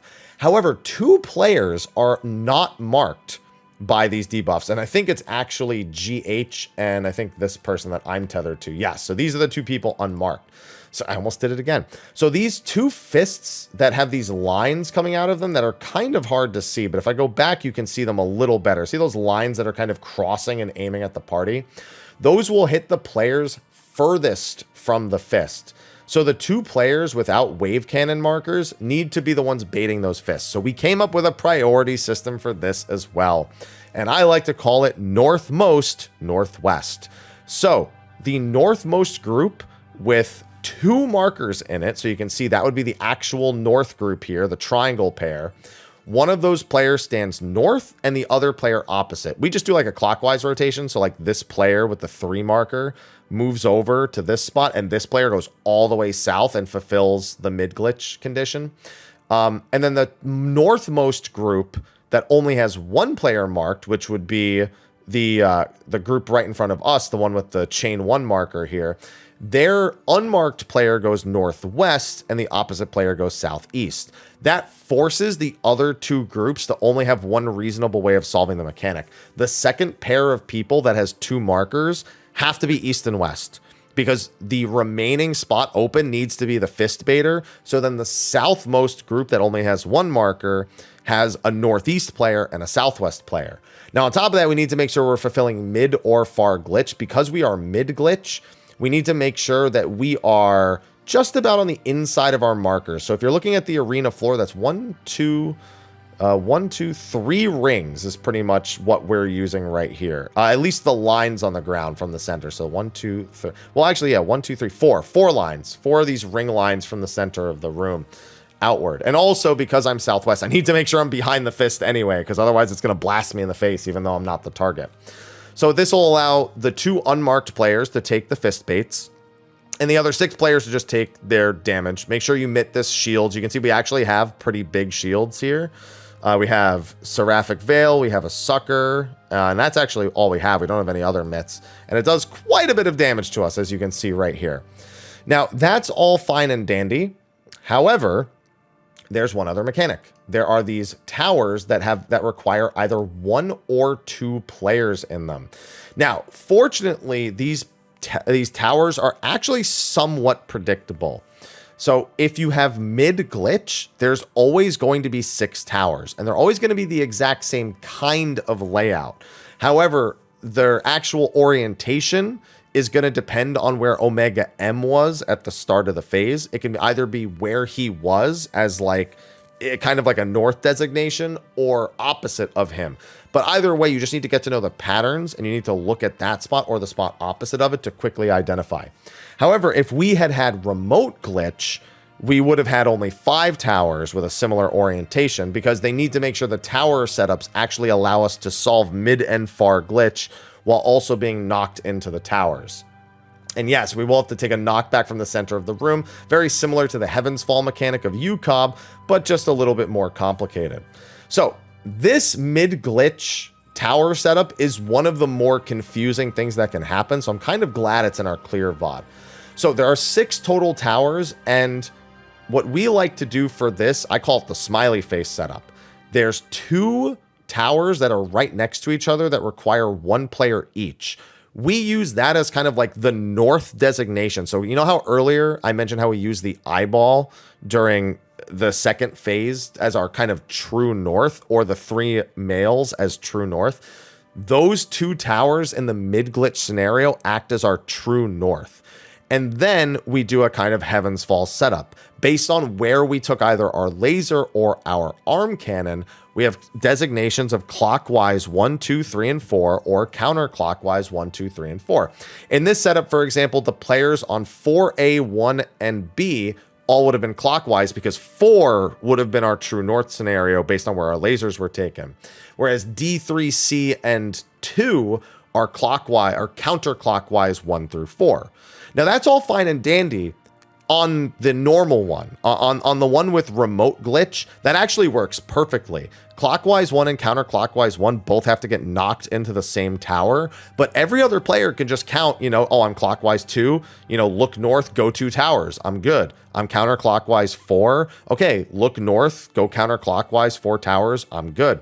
On mid glitch, that doesn't work, because of where the towers that require 2 players are. They're closer to east and west than they are southwest and southeast.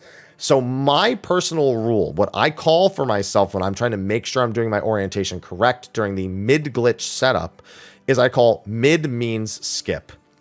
So what that means is if you're clockwise 4 or counterclockwise 4, instead of going, okay, 1, 2, 3, 4, that's my tower, you go 1, 2, 3, skip 4, or 1, 2, 3, 4, 5, and that's your tower. So it's like 4 plus 1.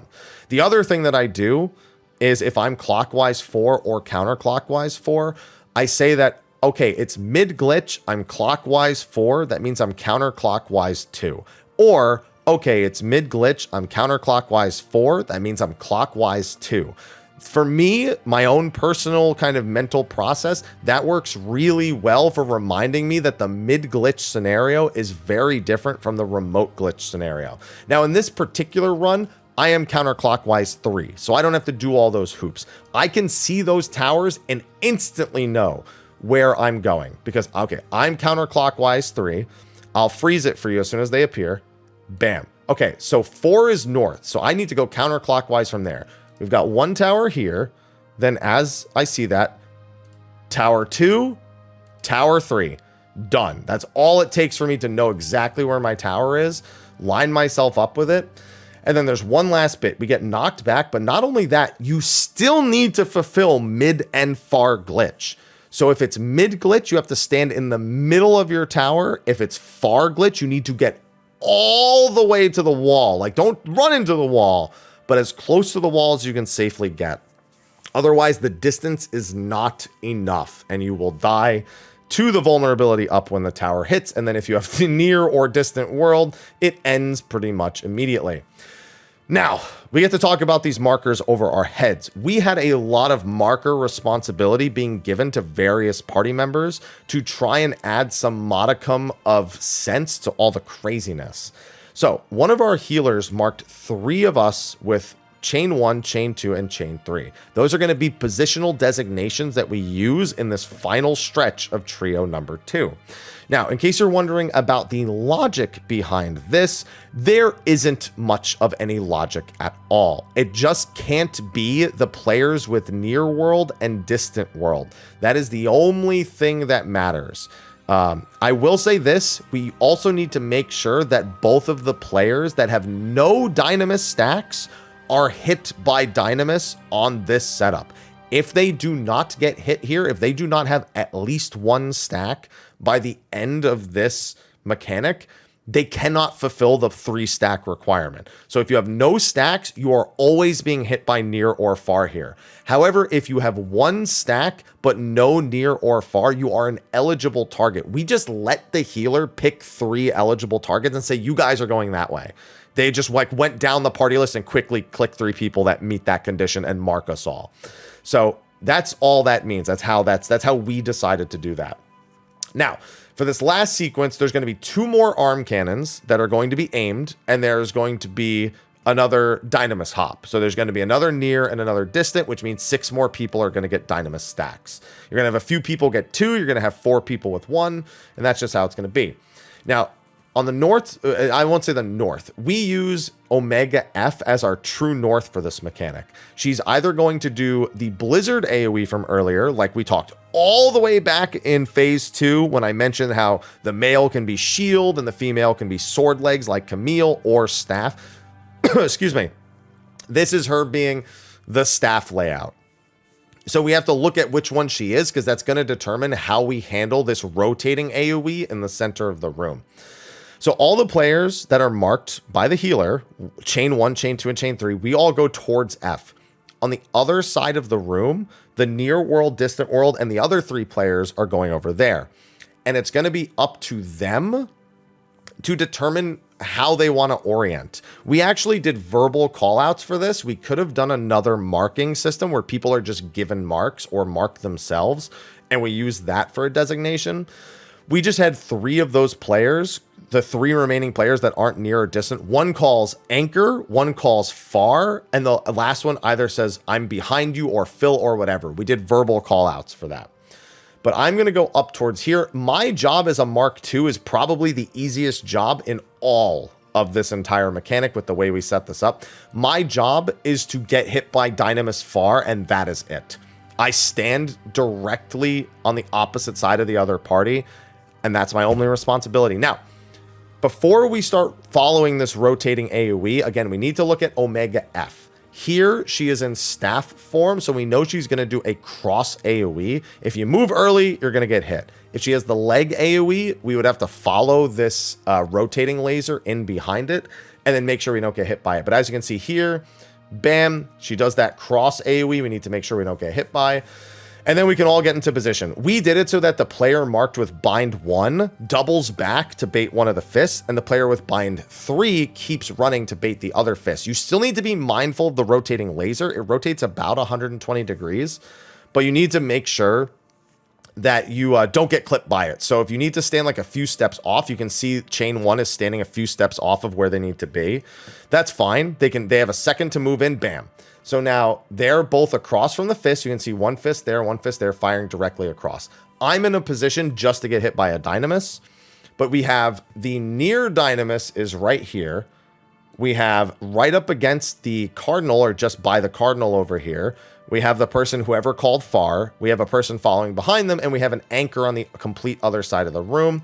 The lasers fire, the Dynamises go off, they do their hops, and bam, we've met the condition. By the end of Trio 2, you should have 4 players with 2 Dynamis stacks and 4 players with 1 Dynamis stack. There are 2 more Dynamises that need to happen, and at this point, your priority systems need to be very much in check for making sure the right people get the right stacks, because there's no more room for error, but at the same time, there's also automatic conditions where people need to be excluded from certain trios coming up. So we have another 2-minute window coming up here, and it's actually going to happen during the first half of this trio, but there's actually uptime during this next trio. Now, one thing I didn't mention before, I mentioned how you need a lot of mitigation for these runtime Dynamis mechanics, because the AoE hits super hard. If you use your mitigation early enough on Trio 2, then it comes up earlier, and you can actually use it on Trio 3 as well. So I used Samba on Trio 2. The 90 seconds have passed. I had it up, so I've already used it here for Trio number 3 for the alpha version of Runtime Sigma, or the Omega version. Sorry, they did Delta Sigma and then tricked us with Omega being the last one. Now, at the very start, a couple of things are done. You'll notice we have 1 and 2 markers on players separate from the Dynamis stacks. These are to designate which order of near and far are going off. So the first set of near and fars are marked 1 and the second set are marked 2s. This is a very important detail. Players that are marked with a 1 cannot fulfill certain conditions, and players marked with 2 have to fulfill certain conditions if they have a certain number of Dynamis stacks.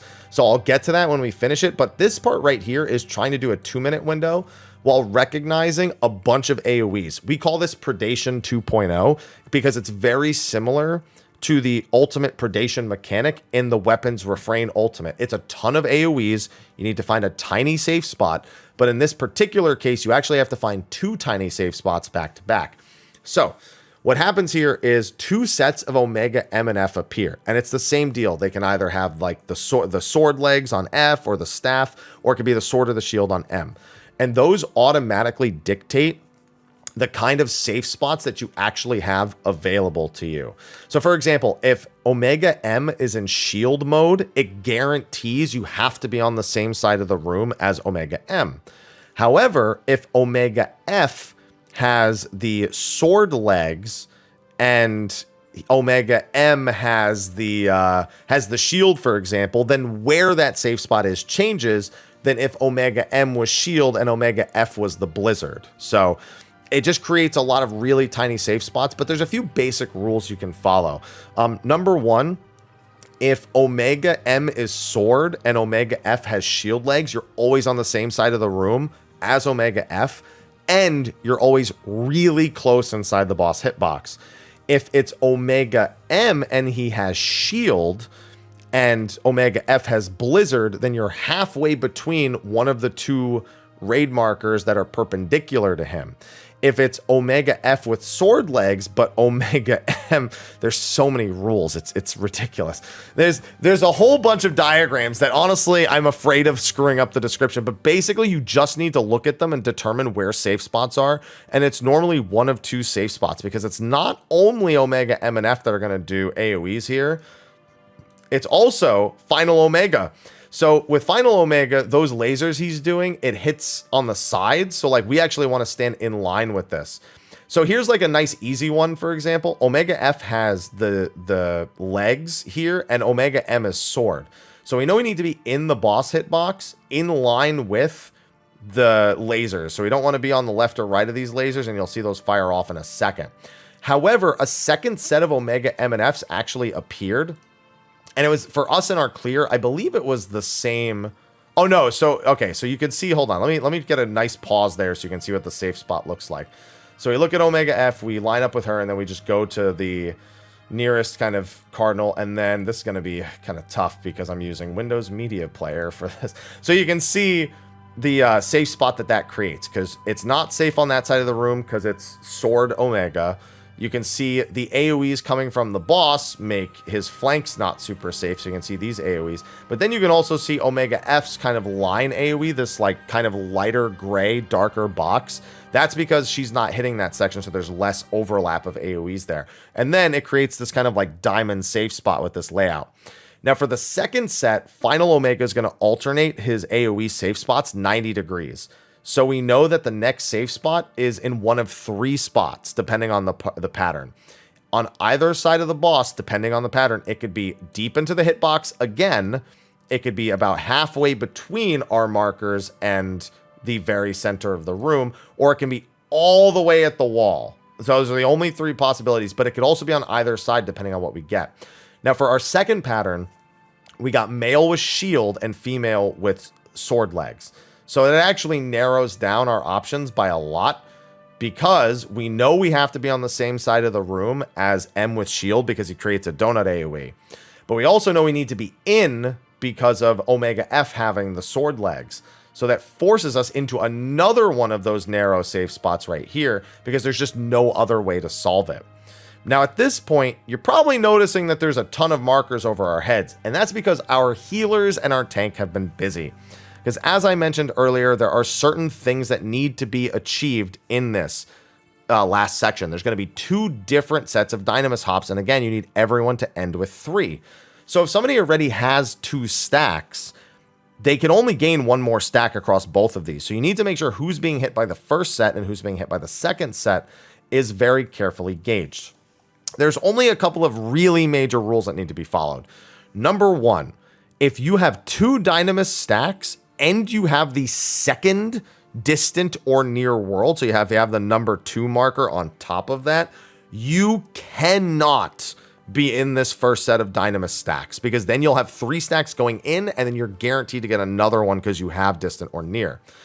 So that player cannot be included in this Dynamis. However, if none of the 2s have a 2 distant or far, then you can just mark any of the 2. We're using chain 1 and chain 2 for that condition. So that's what one of our healers is checking. Is there a 2-2 situation? If not, I just need to mark any 2 of the 2s. I don't care which one it is. The other condition is that if you are a player with a 1 marker, then you're guaranteed to be in the first one. So that's whatever. You know, you just know you have to do the first distant or near world. The other 4 players can all be marked. We just have them all marked 1, 2, 3, and 4. Now those markers, we actually send those out. If you go way back, these are actually sent out before the mechanic even fully begins. Our players start getting marked here. You can see somebody going through and marking everybody. Look, 1, 2, 3, 4 right here. Those 4 players are the 4 players that have 1 stack of quickening Dynamis. By default, they all need to be in the first Dynamis mechanic. That is not optional because they only have 2 instances left to gain quickening stacks. So the only question is, are they a 1 Dynamis that has distant or near, or are they not? And that we're going to find out here in a second, because let me just go ahead and jump ahead a little bit. So now we're all going to get these marks and we can look at the party list real quick. We can see that, for example, JS, 1 quickening Dynamis, but he's also has the first distant world. So what that player is actually doing, we were all going to have everyone individually responsible for, but that player actually took this responsibility. They are now going to unmark any player that has 1 quickening Dynamis and the number 1 marker next to their name, because they cannot be one of the 4 people doing the baits for quickening and near. So because they're going to be 1.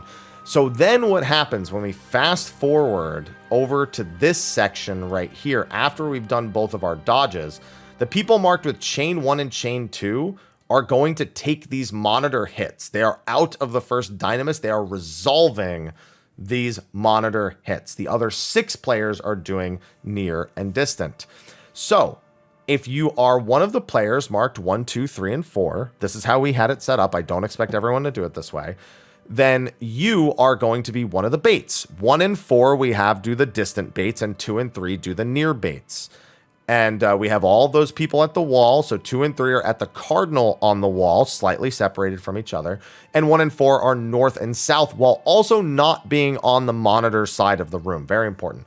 Other than that, the near world and the distant world, it's kind of similar to our setup for Sigma, where the distant world is going to stand like in line with the 1 and the 4 marker, but like close to, yeah, kind of like 2 rings out. You'll get a brief look at it in a second. Whereas the near person is like 2 or 3 rings in on that side of the room away from the monitors. Now, the only caveat to all of this is that there is a chance that there are players without the marker numbers 1, 2, 3, or 4 that need to figure out where they're filling in. That's why we unmarked any player that was a 1 Dynamis with a 1 stack for near or distant, because now there's a missing number. So any player that doesn't have any number over their head needs to look at the numbers that are missing, just scan the room 180 degrees, look for 1, 2, 3, or 4. A number that is missing is a number you need to fill in for. You can mark yourself if you want. I actually have a macro right here on my hotbar for marking myself, and you'll actually see that used by most of the party going into the next mechanic, myself included. That will just fill in a missing number. So if like 1 and 4 were marked, but 2 and 3 were missing, and I hit this macro, it would give me a 2. And then if somebody else hits it, they would get a 3. So Sometimes it can propagate weird and you can kind of steal markers from one another, but that's fine. Just give it a second and press it again so you have some sort of visual designation, or just go fill in the spot and communicate. But you can see right here, we're going to get hit by the wave cannons, and then the near, you can see that's the distant world right next to me, and then their hops are going to happen, and bam. So we are halfway through the mechanic, but we have one more near or distant world. Now you are guaranteed, if you've done this correctly, to have 2 players with 3 stacks. They cannot be hit anymore. So those 2 tethers coming from Omega, those 2 players with the 3 stack have to go get those tethers, keep them on that side of the room, and separate them from each other. Those are the same exact tethers from the very first mechanic at the start of the entire fight. Meanwhile, any player without near or distant world who is not handling the tethers hits that macro. You saw me hit it. I got the number 3. That tells me I'm going to be one of the near baits. Now, it doesn't always have to be the case. If you see a number, you don't have to mark yourself. If you see 3 numbers are taken and you know where to go, that's fine. But you can see the tethers just went off. Here's the near world going off. It hops to me. It hops to them. And for the distant world, it's the same thing. You know, we had the distant world. If we go back a few seconds, you can see that there's 2 players along the wall. You can even see it on the minimap here. The distant world goes off right here. Bam, hops to this person, hops back to the other side. Everybody has 3 stacks of quickening dynamis. Now at this point, there's one more tank buster, which again, tank swapper, invuln. I highly advise not invulning this one because it's too close to phase 6. This one is almost certainly going to be a tank swap. Maybe warrior could get away with doing it here because of home gang short cooldown, but that's about it. But now we have to push the boss under 20%. If you do not push the boss under 20%, much like in the earlier phase, it is a wipe. You have to do it before Blind Faith finishes casting. We actually get them all the way down to 16.9% basically. Now you do need mitigation. You do need to make sure there are shields and something here. I think we just throw a sucker, a divine veil, and then I also give an improv shield. And we're good to go. Now, that's funny thing is the death wall actually disappears here. And you just get knocked into where the death wall would have been. Now, there's a long cutscene. It's about a minute long. And when you come out of it, you're going to be in the final phase. This is about a 4-minute and 30-second phase, and you just have to kill the boss and do all the mechanics in this phase. So as soon as you get up from down for the count, you have to step out of the death wall because it reactivates, and after 2 or 3 seconds, it'll kill anyone still left over in it. We instantly just go. 2-minute window, any buffs we saved up, whatever we have. The very first mechanic is Cosmo Memory, which is the same mechanic from before. This is a tank LB3 check.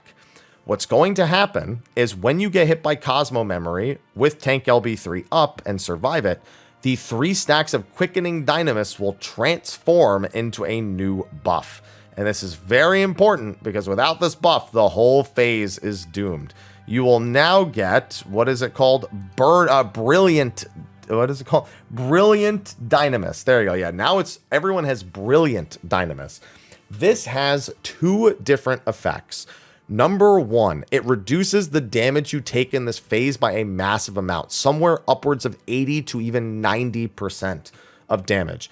If you die, you lose Brilliant Dynamis, meaning any instance of damage that you take after you raise will be automatically lethal. It is a guaranteed dooming of the phase with no means of recovery. But it's also because it does something else. If a player with Brilliant Dynamis uses an LB3, it will automatically regenerate another LB3 a single time. So every player gets the opportunity to use their limit break in this phase. You have to use it to survive attacks. You have to use it to kill enemies in order to prevent attacks from being lethal. And you need to use it to finish off the boss with a slew of melee LB3s. Caster LB, Fizz Range LB, Tank LB, Heal, all the LBs get used. You should get 10 limit breaks in this phase, ideally.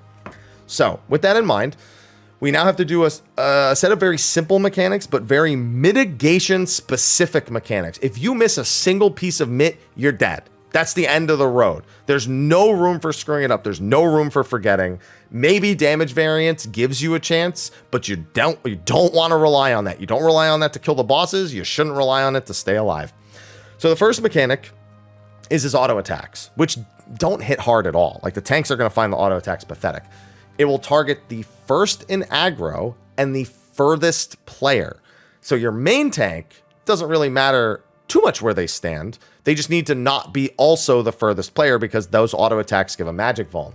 So we have one of our tanks standing behind the party. You can see that little explosion, little poof of explosion right there. There it is again. That's the auto attack. So the main tank is standing in front of the boss, and the off tank is standing behind the boss at the end of the ring. That makes it so they catch all the raid buffs. That makes it so they fulfill the condition of being the furthest player.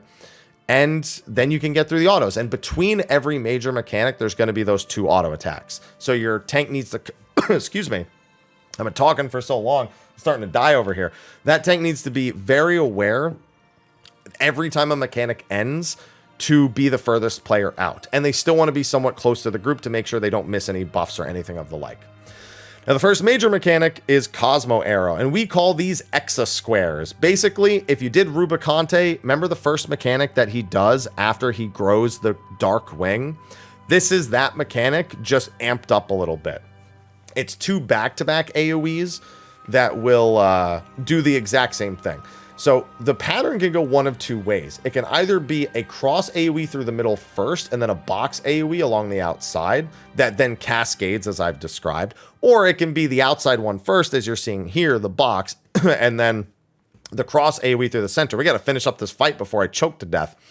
So when the first one goes off, you're going to see it cascade inward like that. And then the first AoE also goes off. As you can see, there's just arrows everywhere from this like Bard LB copy. And that's going to continue to cascade. The idea is that you're supposed to just learn the patterns and then do the dodges. There's nothing more to it than that. There's only one of 2 patterns. So now you're going to see after 2 pulses, it's safe to step into this one. Then it's safe to step over here, and then safe to step into here. You can see there's a bunch of different safe spots all over the place, but they just cascade outward. They either cascade inward or cascade outward. And you just need to be able to do that sequence twice. But in the second time, the mechanics are a little bit different because something else happens at the same time. Now, on this first one, as we're resolving it, the ability Cosmo Dive starts casting. This will hit the 2 nearest players with a Tank Buster and the furthest player with a split damage AoE. So we make sure the party is the furthest, like we're all the way back here on the 3 marker. The tanks are making sure all of their mid is on point, and that they are the 2 closest players, but not too close to each other, because then they'll just kill each other, obviously. So you got to make sure that doesn't happen. So here you go. Bam. All good.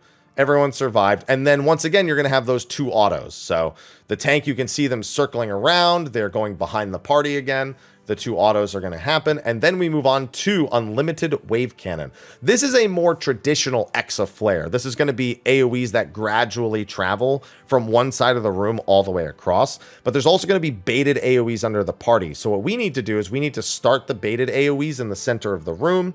And we need to find the Exa AoEs. You can see one of the giant arrow AoEs over here, which is going to, be one of them. However, there's 4 of them, and they kind of appear in a staggered fashion. They don't all appear at the same time.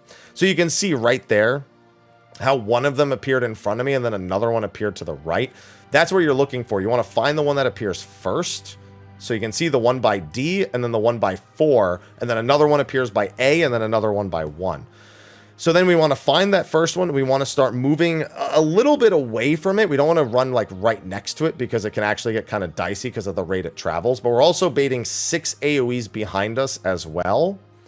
And that just makes sure that, we have all the space we need. We go kind of between, you can see we go between 2 of the markers. So if the first one's at D, then we're not going to 3. We're going between C and 3 because it gives us just the right amount of space that we need. Everyone still needs to be DPSing. Everyone still needs to make sure they're dodging. And more importantly, there's a big mitigation and healing check coming right after this, and position check. So after the 6th AoE drops, everybody has to safely get to their Protean position, or a clock spot, as many of you will know it as. We still call it Protean.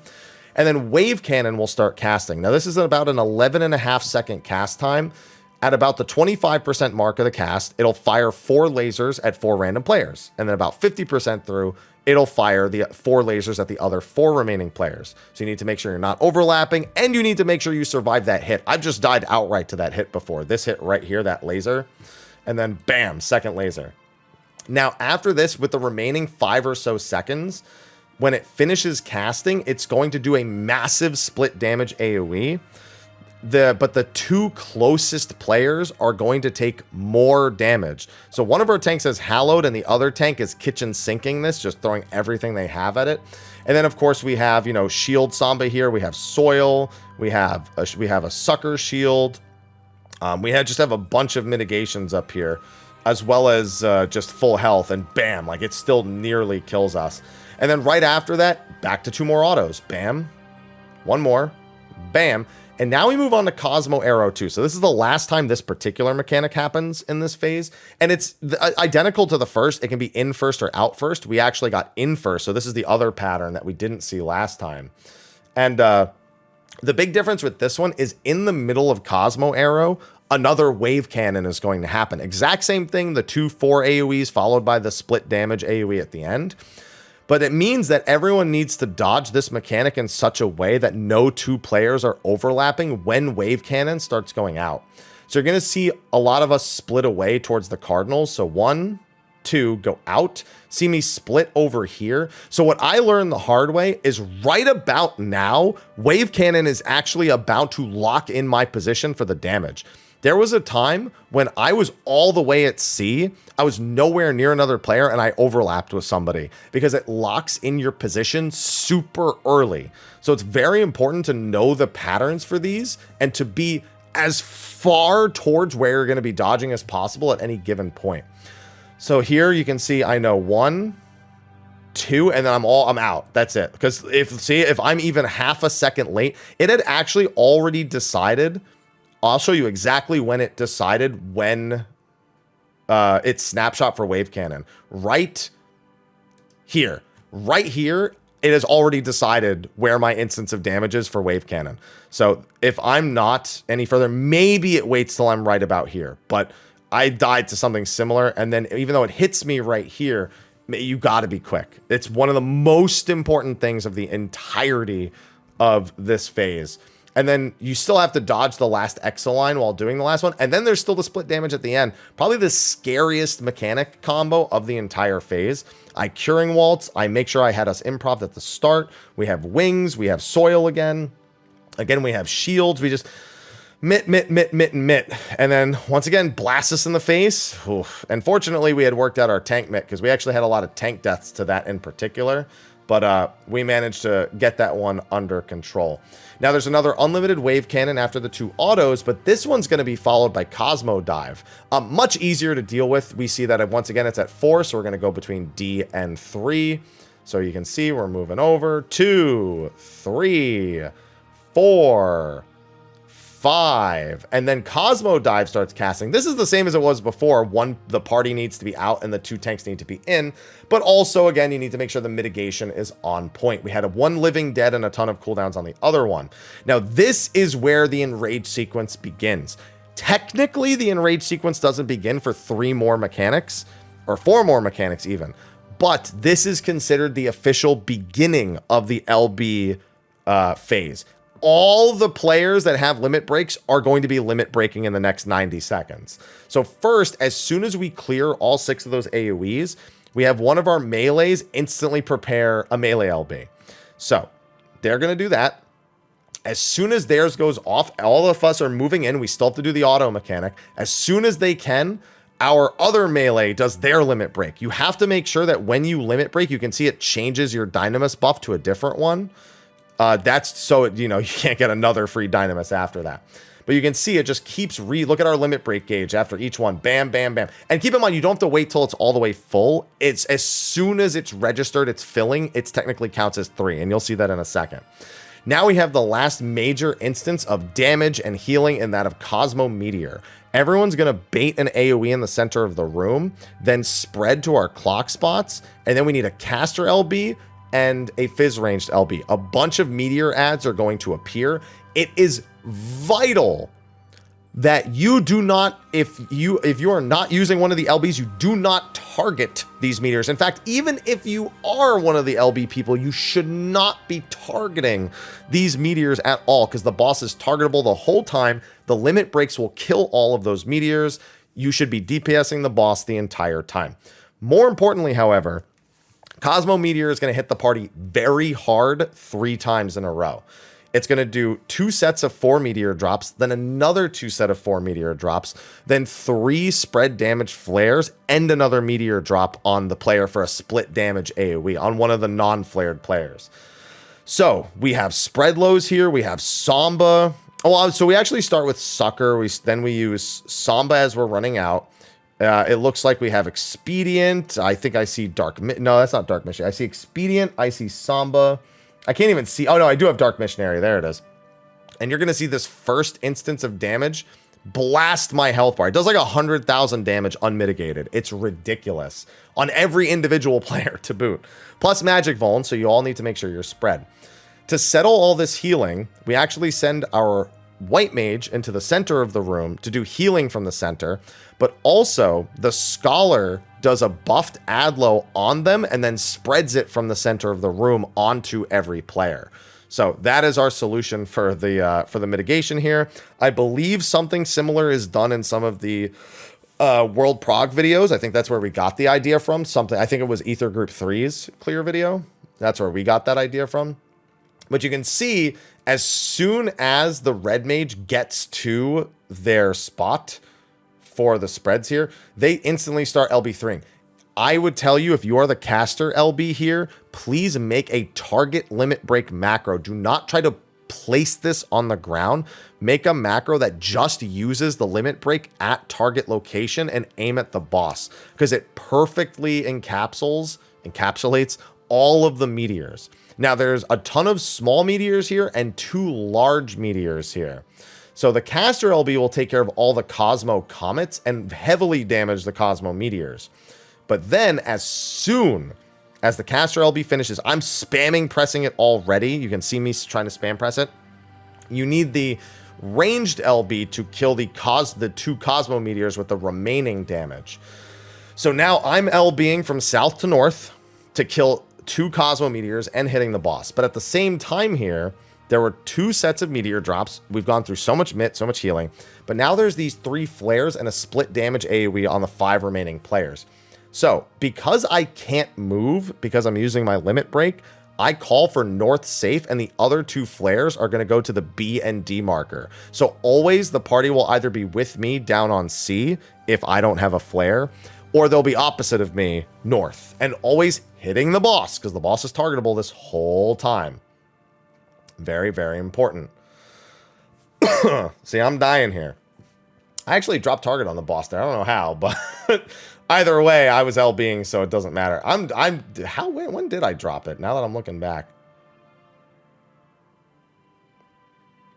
Oh, I see. After I started casting it, I left clicked off of, because I was just spamming left click. Man, if I pressed right click, we'd have been dead. Should have put that on a keybind just to be safe. Either way, that resolves it. That is the last major mechanic. Now again, the LB check continues. Magic number will do lethal damage if not tank LB'd. But even if you survive it, it gives you a debuff called magic number. And magic number's debuff can only be dispelled with a healer LB. So it's tank LB, healer LB, wait a few seconds, magic number 2 happens, tank LB, you'll see it in a second, tank LB, and then another healer LB, and then one final melee LB to cap everything off. And at that point, it's just burn, burn, burn. There's nothing more you can do at this point. Buffs come up a little bit after this, and you can see that it gets very, very close. Fortunately, you do end on a 2-minute window, so the last 10% or so disappear a lot faster than you'd think, because it seems like you're nowhere close, but now the 2-minute windows are up, and I'm just begging feather procs to happen. I'm like, please crit, please give me feathers, please give me anything, please give me dancer gauge, please give me enough for this samba dance, and bam! The samba dance, the saber dance at the very end, and the visceral yell that comes with it. And that, ladies and gentlemen, is a full breakdown of all of our strategies that we used throughout all of the Omega protocol and all of the mechanics present. This video is a hell of a video to make. If you sat through the whole thing, I applaud you, because I almost didn't survive recording the whole thing. So with that in mind, I'm going to go stop talking finally after 2.5 or 3 hours, or however long I've even been recording this video. And I'm just going to hope you like it, because if not, man, that sucks. So thank you for watching. Be sure to like, favorite, subscribe, and share. I'm going to be doing a few more videos on the Omega protocol as well. And other than that, we're going to be getting back to a lot of the usual stuff on the channel. Thank you for watching. I'll see all of you in the next video. And until then, take care.